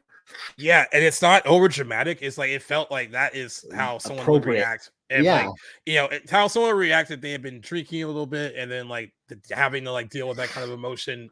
And yeah, it was so real. I think that's what got me the most about that particular scene. I thought, yeah, she was really, really good in that moment, and how she's able to kind of bounce like effortlessly between like what those emotions are in that moment too. Like, like there's like this sense of joy of almost remembering like that song and what it meant, to her son, and then getting emotional about it, and then getting angry when someone was like, you need to turn it off. Right. And then just the realization for her to be like, this person isn't here anymore. Yeah. Like really not here anymore. And so she knocked it out of the park, I thought. And I thought with Paul Giamatti, I thought his line delivery is just great. He's just hilarious throughout this whole yes, he is. This whole movie. It's a line late in the movie, like towards the end when it was like one of the best insults I've ever heard, when he was like basically tells the guy like, I've known you since like you were like a young boy or whatever, and he's like, you have and will always be penis cancer in human form. Human form. That was, and I was like, awesome. One of the delivery. best insults I've ever heard in my life. Yeah. He was just really good. I think he's really good. He's usually really good at playing kind of sad sax and kind of like characters like this. So it's not like it's a stretch, but I really enjoyed him though, because like even when he was supposed to be unlikable, I still liked him. I enjoyed him. Yeah, agreed. And it's nice, you like him even more as the story goes and reveals more about his character and why he's in the position that he is. You're like, okay, this is a guy who, for all intents and purposes, is this asshole-ish teacher, but now we get some context as to why he is like this, and you feel sorry for him, and kind of adds humor to like his asshole comments, I suppose. It's funny to me because at university, I took a lot of courses like the ones that he teaches in this movie, and I don't necessarily have any memories of any professors that really were like him, like in look and delivery of their content, yes, but not so much that they were like a dick like he is in this movie. But I was thinking about some classes that I was in learning about ancient history too, so it kind of felt funny to be back learning about that sort of thing in that environment. Exactly. I thought it was funny when they had that whole scene that they basically said that he enjoys like shelling out like bad grades, and then there's that whole like kind of quick cut like scene of him handing out the reports or whatever or the tests that they took, and it's just like that I like died laughing when I saw F+. There was like one that's just an F+ on the thing, and then him just seeing like he was really enjoying doing it. But he gave Angus a B+. So there's that early sign that there will be some kind of connection between the two of them, and like a sense of understanding between the two of them. It takes a bit though, because Angus is kind of angry, but he has his reasons for being the way he is, the way that he is. What other? I guess of the three characters, three stories, like which one did you kind of? I guess it might be Angus. I'm assuming, but. That I like the most, or that I don't know if I necessarily identified with any one of them. Honestly, if I had to choose one, I would say Paul. I feel a little sort of like a melancholy around the holidays. I thought you were like a curmudgeon. I'm like, I don't know if I would use the word curmudgeon-y. I don't even know. I mean, I've never heard that word, but I know exactly what it means, relating it to what Paul is like in this movie. But not so much like an old, decrepit, old, grouchy man, but I guess I sort of see where I could feel a little bit like he does sometimes around particularly like happy moments when you feel like you don't have anybody to share them with. Right. That could be a little bit relatable sometimes, but I think they all individually, the three leads, did a great job. And I don't even know, I would hesitate to really choose who I think did the best job. They all did so wonderfully relative to how much screen time they had. But they all developed and delivered what was written for their character, I'd say equally phenomenally. Yeah, I'm so shocked that this is Dominic Sessa's first. I know, that is crazy to me. Like, I mean, what a way to start. He's 21 years old, and wow. And what a way to kind of get discovered. So that is awesome. And he was added to Variety's 10 actors to watch for 2023 after they saw him in this movie. So rightfully so. It'll be interesting to see. I mean, you would never guess when he's sharing scenes with any of these people that he is a fresh like newbie compared to the rest of them. He has some really good, I mean, like Paul Giamatti has been doing this for years, so like he has some really good solid scenes with him that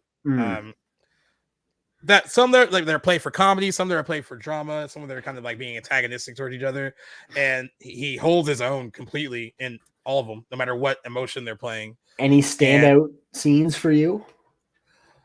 You know, I kind of like quieter, smaller moments a bit. Yeah. And I really liked when he kind of snuck off in the cab because he wanted to go see his dad. Yes.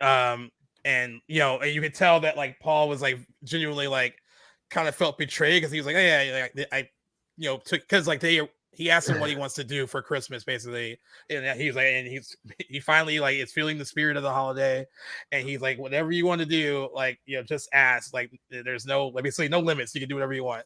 And he says that he wants to go up to like Boston, right, and to go. And it's so funny because he's like, well, basically anything but that. He's like, oh, we're not going. And Mary convinces him, and they through a lot of conversations, they convince him to go and to label it as like a field trip for the school, right? So they can like go. And so like it does feel like it's this big bonding moment between the two of them, and you can think Paul feels that way too, and then he feels a sense of betrayal when he kind of sneaks off to go leave.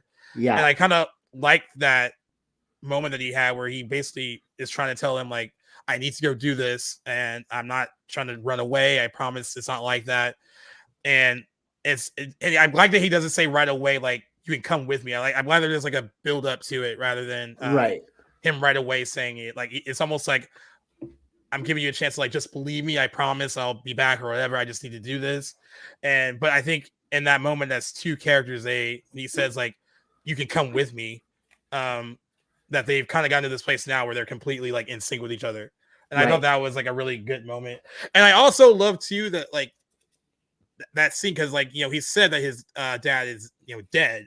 Right. And then at the end of that scene, like Paul's like, okay, I have no problem with like going to visit the cemetery. Right. And I love that there was no exchange of like, this is what's really going on. I just like that there's until like we get there. I love that there's just like that kind of fade to where they're going, and then you just see what the situation is. Yeah. I love that there wasn't like a big explanation as to why he lied or like whatever. Like in that scene really too, a small detail that I really liked too leading up to that scene is when Angus mentions, like, they're sitting in the theater, right? And when Angus says he wants to go to the bathroom, and that's when Paul, you know, lets him go. He goes, yeah, okay, we'll be right back, whatever. And then you can see the realization on his face because he realized he's been tricked by Angus before when he said he was going to go to the bathroom, and then he catches him on the payphone. So he's like, oh shit, I know that he lies about when he says he's going to the bathroom. And I thought it was a slick little callback to an earlier scene that put him on to what Angus was really up to. And then again, you get that heartwarming scene right after about he's really up to something for not nefarious reasons, but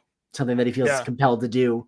And also another small detail leading up to that. So we don't see it happen in the movie, but later we find out that he had gifted his father that snow globe when he was visiting him at whatever you call it. I don't know if it was an asylum or a hospital or what have you, but it kind of adds more to this earlier scene when they're at Miss Crane's Christmas Eve party. There's a scene where he's leaning over and shakes a snow globe, and you don't think anything of it, but you can tell in that moment he's like, oh, I'm going to take this from and hopefully try to get it to my dad. But you're not thinking that at the time that scene happened. So it just shows you that there's more depth to that writing than there is on surface value.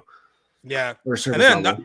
actually, you know what? Another moment that broke me with him is when he goes to visit his dad. And he has this whole monologue about like how he's doing in school. He's like basically telling him all these good things that he's done, and it seems like his dad is listening, but then you realize how far gone his dad is when he basically just says in response to all that is like, I think they're putting something in my food, and like, he's not mentally all there, and it doesn't like it's not like Angus breaks down and cries in that moment, but you just tell like there's like this level of disappointment that his father really doesn't understand. He's not all there anymore to understand him, and I thought that was really actually a good moment for Dominic as an actor too.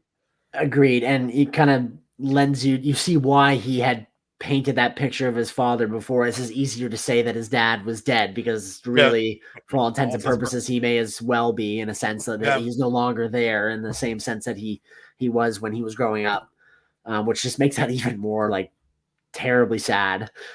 Yeah, I like that the scene ends with his father, like that line from his dad too, because you don't really need to say. It says a lot with so little. You don't really need to go into that this big conspiratorial conversation like that says as much as you need to say to get a sense of where his father's at now.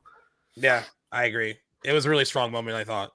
Very much. And another good example of how the movie balances like this kind of broad kind of comedy and then drama. It really kind of floats along and ever so blends them. I mean, I think it's hard to do that sometimes, where like sometimes the comedy might overpower the drama, but I think like this was a good mix of that, just like in life, I guess. Yeah, just like in real life, everything's a mix of like laughs and like a little heartache and everything in between. It's really just well written too. I think the script is pretty tight. I agree with you. I do think it is a little long. It's not like I can't think of what I would like cut though. I know, right? Like I didn't take the time to really analyze that yet. If I see it again, maybe. I'm just looking for how long it's 2:13, so 2 hours 13 minutes, which is lengthy. And I felt it towards the end. I mean, I think maybe the last 15, 20 minutes I felt it. Even though there are some good moments in that section of the movie, I was like and I watched it at home, so I was like, is it wrapping up soon? Because I thought I was gonna watch something like, because oddly enough, I watched Gremlins before I watched this. Oh, nice. And I was like, can I fit in the third movie? And then by the time it was over, I was like, I don't think I can. I don't think I can fit in the third movie. But yeah, but I don't know what I would like trim or like, because like all the character moments I think were necessary. I just, I can't think of what I would cut like from like any of it. But it did feel like a little long towards the end. That's like my only, I think, real complaint about the movie. Other than that's it. It's just the length. And as far as I mean, I mentioned like the Christmas aspect of it being important to the story. Like, how do you feel about Christmas being a part of the story? Like, is it like you think it's an intricate part of the story, like necessary part of the story? Does it add something to it for you? I do. I don't, because I don't know where else we're gonna get these two characters coming together like this, where they really are stuck together. Maybe you could have some, like, you might be able to work something in there, like they're on a road trip or something, and then you could have like a sort of a planes, trains, and automobiles sort of like story where they're trying to get to one destination together. But I like the sense that like they are not trapped, but left together with nowhere to go, nothing to do, which I think really is worked into the story best as being like Christmas break. So and thus Christmas time. So I think it's a pretty good part of the story. And then like really your catalyst for going to Boston, where we learn the most about these characters, is the joy and the feeling of giving that comes on Christmas Day, when Paul pitches that he'll let Angus do whatever he wants on Christmas, just name it. And that really leads us to where I guess the meat of the story really takes place. Yeah. But yeah, no, I think it's a integral part of the story for sure. Like, the story might exist outside of Christmas, but I think it's best told at this setting. But what did you think? Yeah, I thought so too. I mean, I think it adds to it, because I think, like you said, that's a good point. Like, there's no other way I think you get all three of them together in a way that really makes sense. I remember when I was watching it and like all the other kids were there. I was like, how are they going to get rid of like the few remaining ones that were there? And then it happened to be for that trip, and then like they couldn't reach Angus's parents, so he couldn't go. He didn't have permission to go. So I was like, all right, that's a good plot device to get rid of like the rest of them. You know, a lot of those, I don't know them all by name, but a lot of those kids in the early part of the movie don't have big roles, but they were really good. I actually thought believable little assholes, some of them, and and you know, I thought they were really solid in like a small amount of time in the movie. Agreed. But yeah, I was like, all right, how are we gonna get rid of those guys? I'm like, oh no, we figured it out.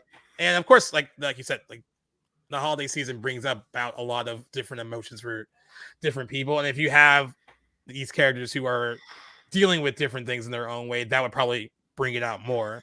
You know, for someone like Mary who lost her son, like the holidays would be extremely hard, I would imagine.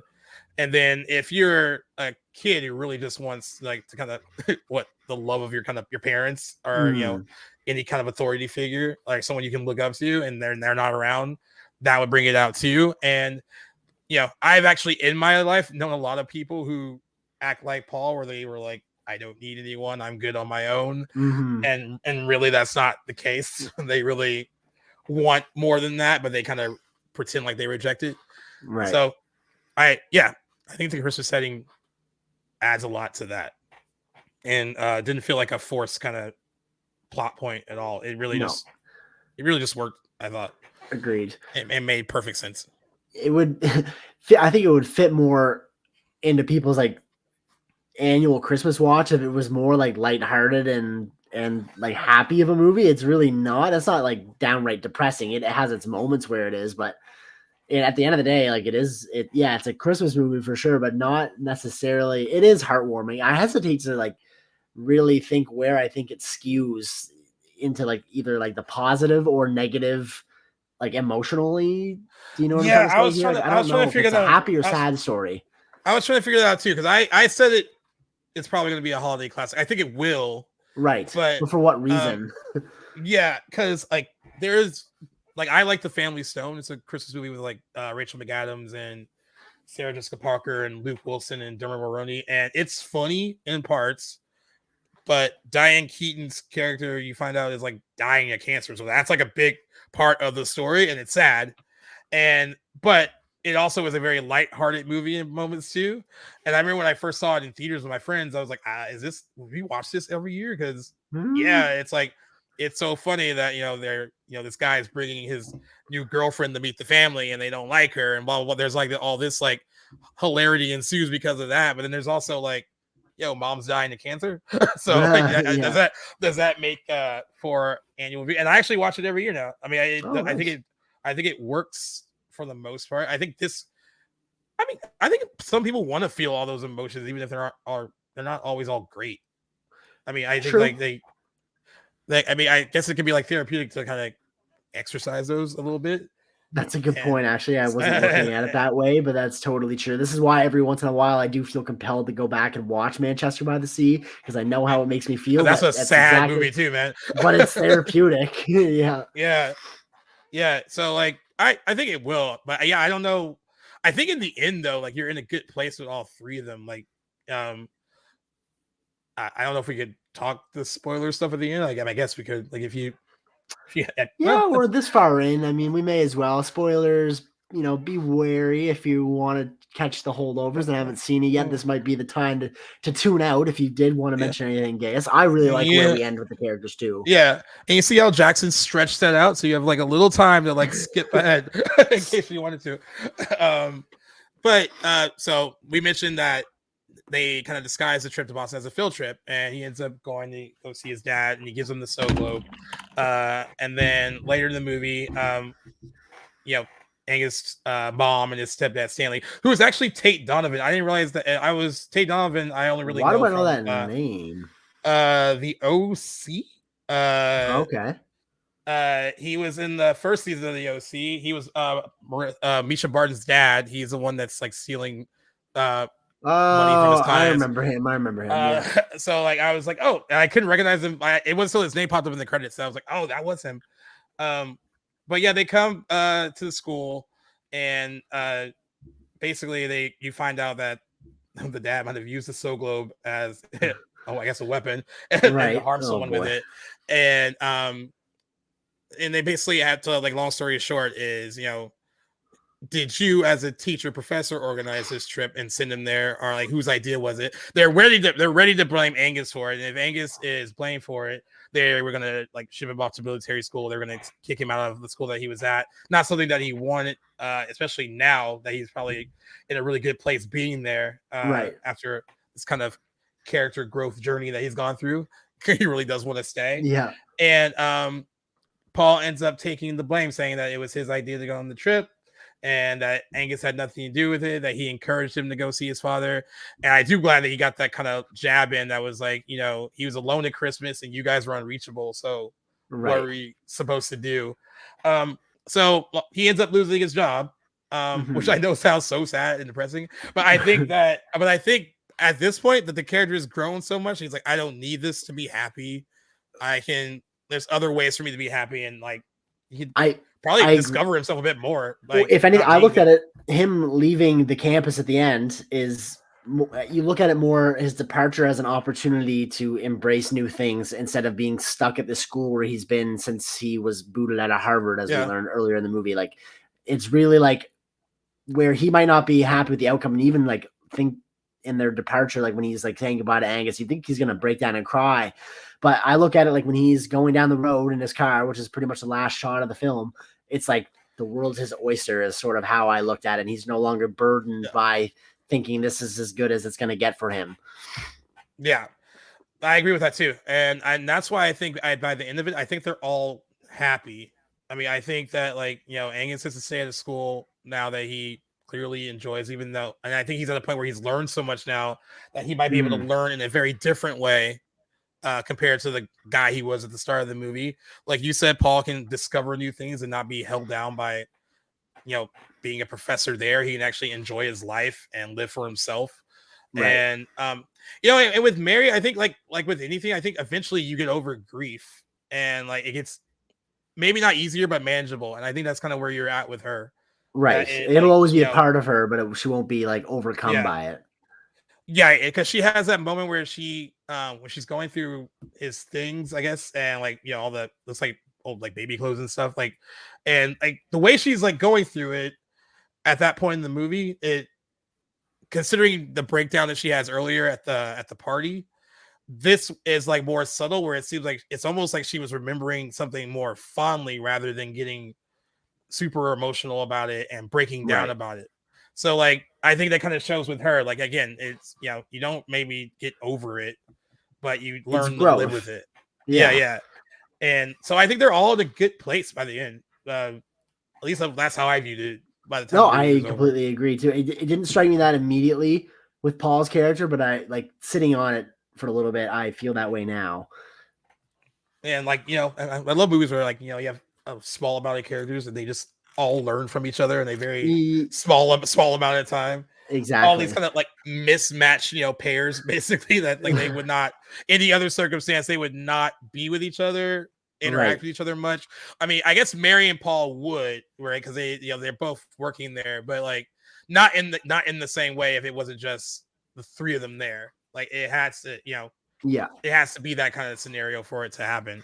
But yeah, I love that the story, like you meet these people at the beginning and they're completely different people, and by the end of it, they're completely changed by each other in a very positive way, and like it doesn't feel rushed either. That is what it felt like. It felt like an adult version of that.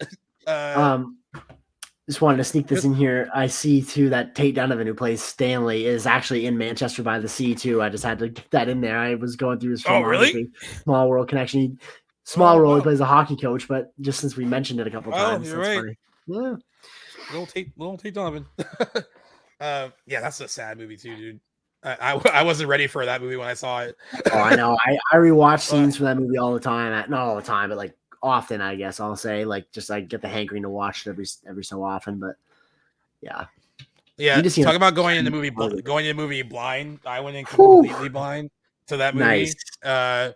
And you'd leave with wet eyes, probably. And I was like fucking gutted. I was like, I don't even know how I could put myself through watching that again. It's good though. I mean, great acting from all involved. But fantastic. It is not an easy watch by any means whatsoever.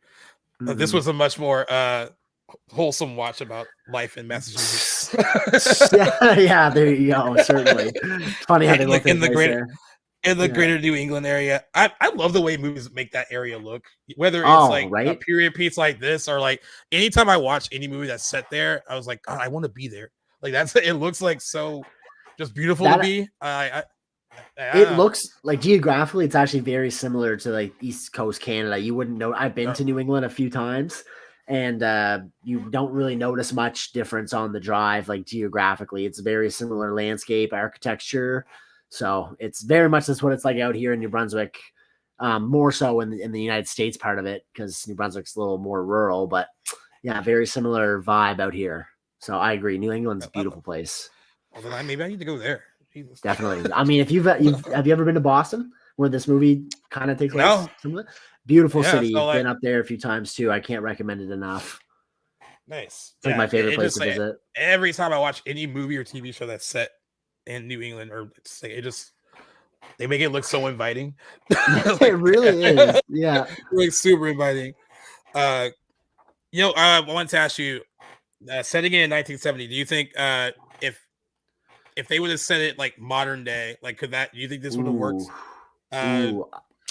as well? No, as well, certainly not. I'm actually debating if I think this movie works at all set like this. I just think it's such different times. I don't know if you really get how unreachable are people in this day and age. That's like, right. Can you even get with a like situation texting where and all that? exactly Yeah. you have constant access to people? So I feel like the If plot it's fails modern right day there. today, if you're modern day today, if you can't reach your parents, they don't want to reach you. Exactly. You're like Yeah. left at fire station You're- if you don't want to be contacted by your Yeah. parents. Yeah, you're So- right. Actually, so many elements of the plot wouldn't work if it took place today, like in 2023. Yeah, I mean, this movie could work in the 90s too, in the 80s, but Yeah, I yeah. think where it's set is fantastic. I don't how prevalent are boarding schools anymore? Like, I'm sure they exist, but I think they still exist. I only ever see them in but- film. I don't know But anybody yeah, that takes one. no, I've never seen one. and I've never known anyone personally who went to one. For all I know, they're made up for movies and TV, man. Yeah, exactly. I've never, and it's always like the same type of like environment and the same Yeah. type of people that go there. But no, I've never actually had anyone I know that went to one in real life. Never even heard of anybody like going to one, let alone It knowing sounds, them. it sounds dreadful. I mean, it doesn't seem like it's that great. I don't know. It seems like it's very regulated in a lot of rules. Exactly. Yeah. Not really good with that, but Certainly in the 70s too. But yeah. I love that line of Angus's where he goes, I thought all the Nazis were hiding down in South America. Like, yeah, that was great. That quip That was was a really good awesome. line. That was a good one. But no, I agree. This movie's set in just the right time. Yeah. What about you? Do you think you agree? Yeah, I agree. And I'm glad you brought that up. I don't think it could work today just for Oh, that it was, very it was a reason. good question. Yeah, for that very reason, I don't think you make a lot of sense that you are there's so many different ways to reach people now that it would Yeah. be almost near impossible to believe that like, oh, you couldn't reach his parents. You have to really set up that his parents are awful. Right. for it to Yeah. really I work. guess you could do And they're yeah. not really great people. I mean, that we from what we see, right? right. But you know, I don't actually. That might be a blanket statement because, like, it seems like he has like kind of like discipline issues or whatever. But that could also Right. be spawned by how the mom treats him and then the stepdad. So I don't know how much of that is like both of them, or maybe his reaction to just right. the and then maybe also how they've treated his dad too, kind of like basically moving, like tossing him away and moving him from place to place. Right. Like he's some big burden. Yeah, I was trying to like come out of it like, oh, like is it a real discipline problem that they really need to take care of, or if it's Response yeah. to circumstances. kind of Yeah. like nature versus nurture, that kind of thing. Yeah. By the end of the movie, that's kind of how I had viewed it. Is like it's not really that Angus has these overwhelming issues, but more that he's responding to, natural grievances in life, and he doesn't have, the best, I guess, circumstances to be dealing with to begin with. So it's his behavior seems completely natural as an outsider looking in. But I think, like anything, it's a balance. I think so too. I want to bring up a criticism of the movie because it's hard to find. Hard to find one because it has a 96% on Rotten Tomatoes. But one of the criticisms I want to ask you, someone wrote, I believe it's for the New Yorker, that didn't really like that it ignored the politically fraught setting of the 1970s, particularly racism and and I guess that could be a interesting point because it feels like they are living in an environment where that doesn't really, it doesn't. I would say it doesn't. Well, yeah, they don't really mention it. It's not really like an issue with any of the characters that are minorities in the film. Like, Right. but do you think I didn't really view it as a detriment? But it wasn't until I read that Right. I thought about it. I was like, yeah, I guess they do kind of. 1970 would be a really trying time for certain people. You know, you know what? Maybe ignorantly of me, I didn't notice that as being like something that was absent in the movie. I also don't think that necessarily you only like the characters in this movie who are minorities only interact with a handful of people. That's not to say that every interaction you're going to have is going to involve someone who's racist. So I didn't feel like it was like missing, but there is one line though, I'll give credit like as like to combat this criticism. There is a line, I wouldn't remember it verbatim, but it does mention about how what's Mary's son's name? Her son who had died. I guess he's not a cast member because he doesn't act. Right. Point is that she does mention about how because he didn't have the opportunity to go to college, he had less of an opportunity to dodge the draft, which has race implications in it. So I feel like it's at least mentioned like somewhere in there. I could see that. I don't think that it was a fair criticism of the movie. It's something that maybe could have been addressed more in the movie, but I don't think the movie suffers due to its absence. But what did you think? You said you didn't. I didn't notice I didn't notice it when I was watching it, and I don't know if that is a naive thing of me either. I didn't really pay attention to it. Right. I think I'm just caught up in like just the characters. I didn't really think about. I mean, I guess I kind of felt like for the purpose of this story and these people who are interacting, maybe that wasn't even an issue. That needs to be brought up. Needs to be brought up, and I can understand like that happens a lot when movies get made that are period pieces and they take place during a time that's a bit more fraught with social issues and all that. And if a movie tends to ignore it, they do get flack for it. But I don't know. I didn't feel that way watching this. I never, the whole time it was on, and then when it was over, I never really got the impression of like, oh, they should have maybe discussed this a bit more or delved into that a bit more. I didn't think it was necessary. I didn't think it was necessary either. I mean, you're not gonna. It's such a small scale, grounded story that I think it's perfectly believable that they don't encounter that issue with anybody in this movie, and you're not going to be able to hit every societal issue in the runtime of every movie that takes place over the span of a few days, right? Like, it's not as looking back, it's obvious how ingrained some of these issues are in society, but that doesn't mean that it's in everybody's daily life at the time that that's happening, right? Yeah, I agree. Yeah, so I mean, it's fair to point it out, but I didn't. Sure, yeah, I can agree with that. But no, I didn't see it either. But that's really looking for something negative to say. You know I think so too. Yeah. I mean, there was another review from the Los Angeles Times that they praised it for its sense of time and place, but criticized the film as a whole as being a flat, phony movie masquerading as a compassionate, humane one. Okay, and that sounds like that movie hurt you. That's very mean spirited. I don't know where that came from.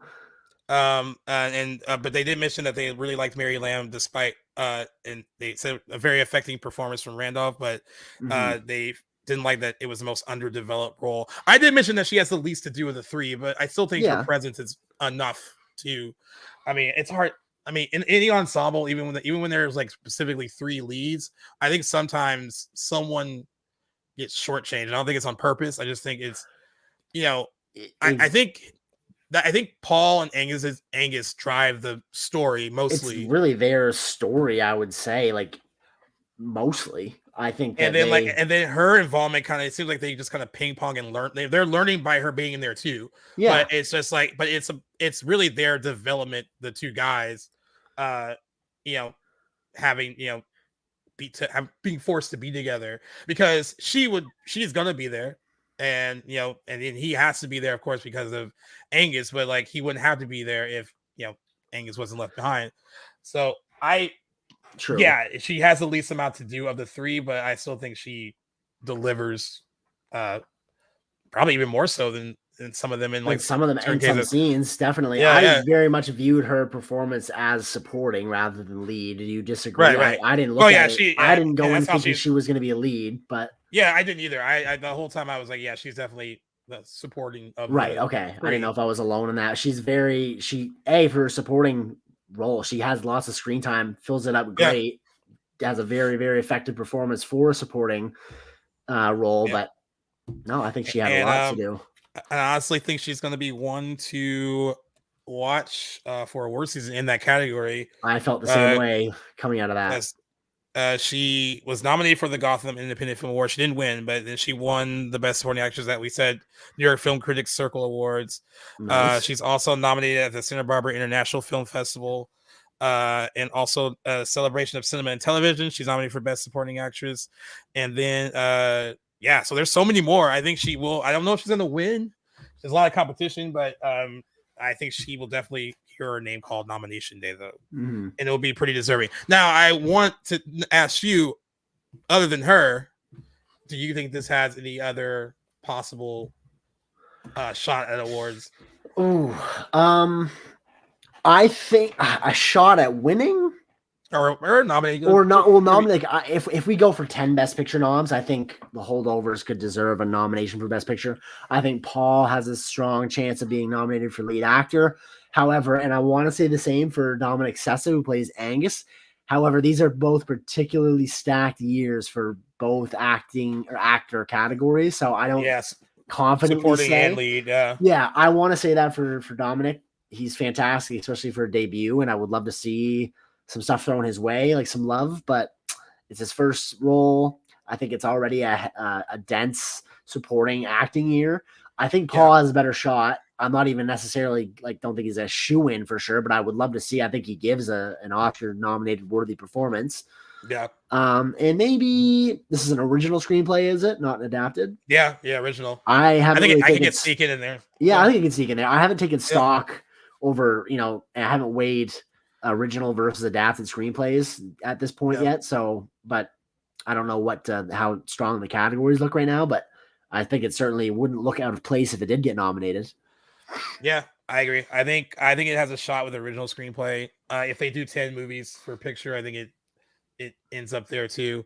I think she's definitely kind of calling it, getting nominated for supporting unless something crazy happens. Yeah, I can see her up there too. But I agree with you. The competition is pretty tough for lead and supporting actor for Paul Giamatti and Dominic Sessa. And then director, I think I think in any other year, Alexander Payne would probably be up there. But I think the competition is, I just think it's Scorsese, Nolan, Greta Gerwig, because I think that's going to happen. Yeah. And then who else will there be? I don't know where he would.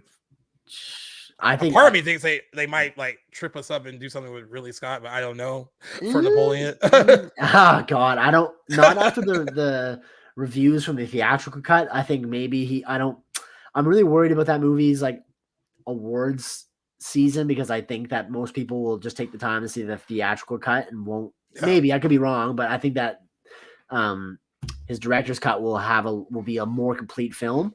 I think Emerald Fennell might sneak in there. You know what I mean? That was a crazy Saltburn love. Exactly. For certainly screenplay too, if not directing or both. But for that, I think that fifth director's nomination is a lot of people's game, and I feel like Alexander Payne is in that conversation, but wouldn't be surprised if you only got room for one more. Who's to say? Yeah. For now, I'm calling it a long shot, but it just depends. Right. I still need to see Poor Things. I know. Oh God, there you go. That's another one. Yeah. I still need to see that. Brad Cooper for Maestro still is another one. Yeah. So that's another one too. I finally got a crazy for your consideration package for that. I don't have a record player, but they gave us the soundtrack on vinyl. Oh, cool. Dude, get a record player. I have one. I love mine. That's awesome. Oh, really? And along with the movie and a big companion book, with a bunch of pictures from the making of it. That's cool. Maybe I'll watch that tonight. I'm sorry. Yeah. Let me know what you think. I'm really excited for that.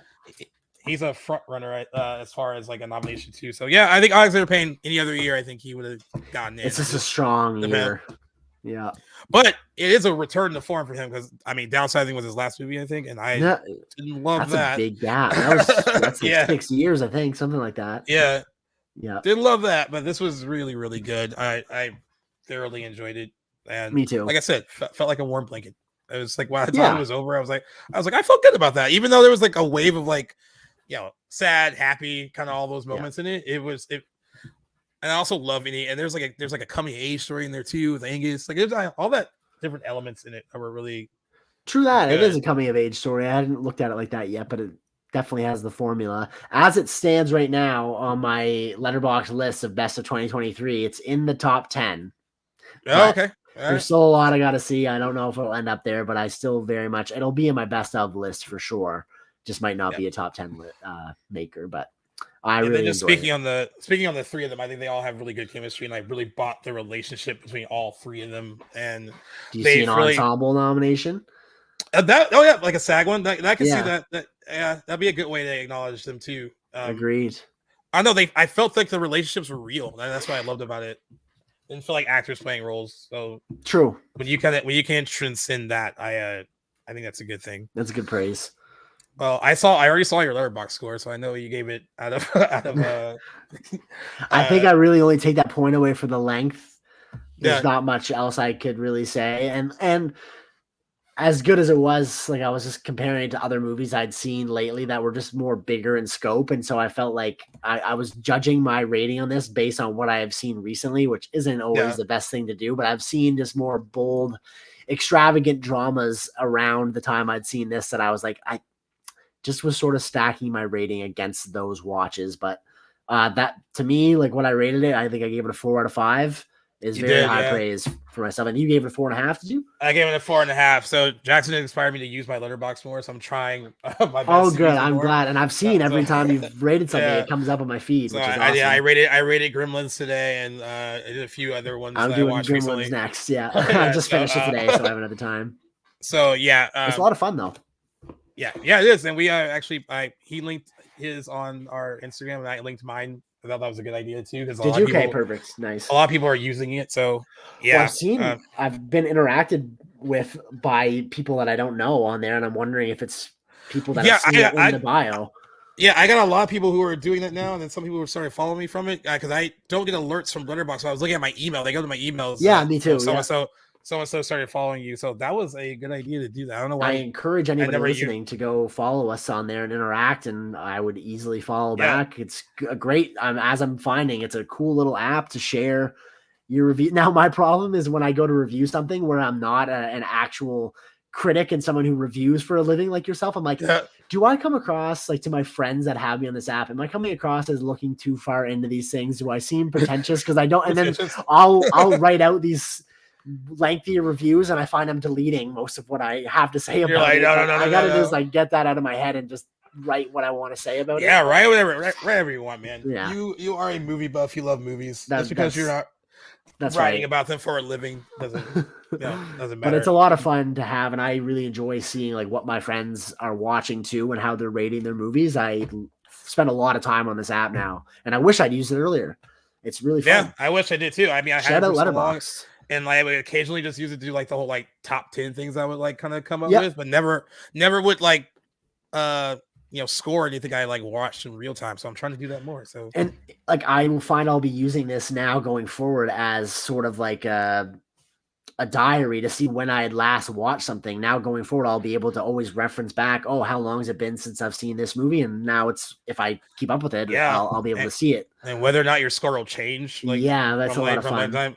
Yeah, for sure. This is not a paid advertising. It's not. We just love the app. We just love the app. Yeah. But yeah, in the end, I gave it 4.5. You gave it 4, but those were both really good scores. And I think as of now, it could be probably in my top 10 for the year. A couple other things I gotta watch. We'll see. But I thoroughly enjoyed it, and I really love the acting. I really love the writing. And I really do think it will be for a lot of people, it will be like a go-to Christmas movie now. Certainly. My mom would love this movie.